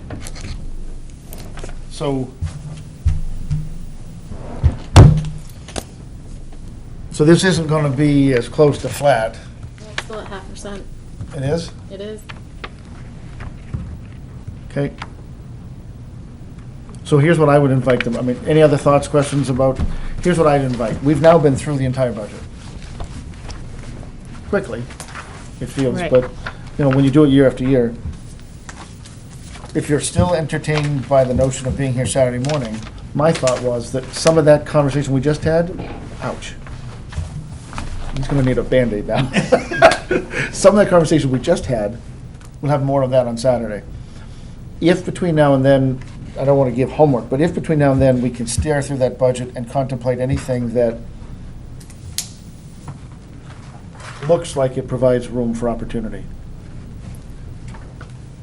There's a teacher warrant article going to go on the ballot as well. There now is potentially a separate warrant article to deal with the project, which is probably not a many millions of, a bonding, but it might be, I want us to be able to have more conversation like that, but any room that we can make, and, our principals aren't going to join us, both of them, or are they? Chris is going to join us. He just said on Saturday, or he's going to make stuff available to us for Right, Saturday. Yeah. He's coming Thursday night. Next week for the CIP. For the CIP. He's going to send stuff along for He's gonna Saturday. He's gonna stuff, but send it's just the us. class size thing. I'm not asking them to come, I And don't he's already want to. sent the coaches stuff. Good, You've I got saw an that, email. it's in the email. Yep. Anyway, anything that we can do without being imprudent, anything that we can do to save makes more room for a teacher's article, for all of the teacher salary increases that might be proposed, and the other warrant article, and potentially separate articles to fund trust funds to chase CIP needs and expectations. So anything that we can come up with there, I've just set the groundwork for myself. Anything that we can come up with and just lob out there as possibilities, let's be prepared to ask those questions on Saturday and chase any possibility for savings there. That will give them a week to go back, or a few days at least, to go back and contemplate those things that we might bring up, to talk to other administrators and staff and see, and then respond to us by Thursday, or on Thursday. Thoughts? Sounds good. Thanks for the candor of the conversation tonight. Anything else that we should deal with? We had a The manifest. manifest. Please, How do I do this? go ahead. Just read the number. I move Oh. we accept the manifests in the dollar amount of blah, blah, blah, blah. I move that we accept the manifest for this week of November 13th, 2015, in the amount of $221,204.02. Second. Any discussion? I have a motion from Ms. Shelton, a second from Mr. Zink. All those in favor of the motion for the manifest as presented, please say aye. Aye. All those opposed, we're unanimous. Anything else for tonight? I continue to, go ahead. Extras. I continue to just want to say when I have the opportunity how much I enjoy working with this group, and I really appreciate it, because we're getting a lot more accomplished than meets the eye. And I think the eye thinks that we're doing pretty well too, so. A motion to adjourn tonight. So moved. Second. I have a motion from Mr. Kennison, a second from Ms. McKinney. All those in favor, please say aye. Aye. Any opposition? We're out at 8:47.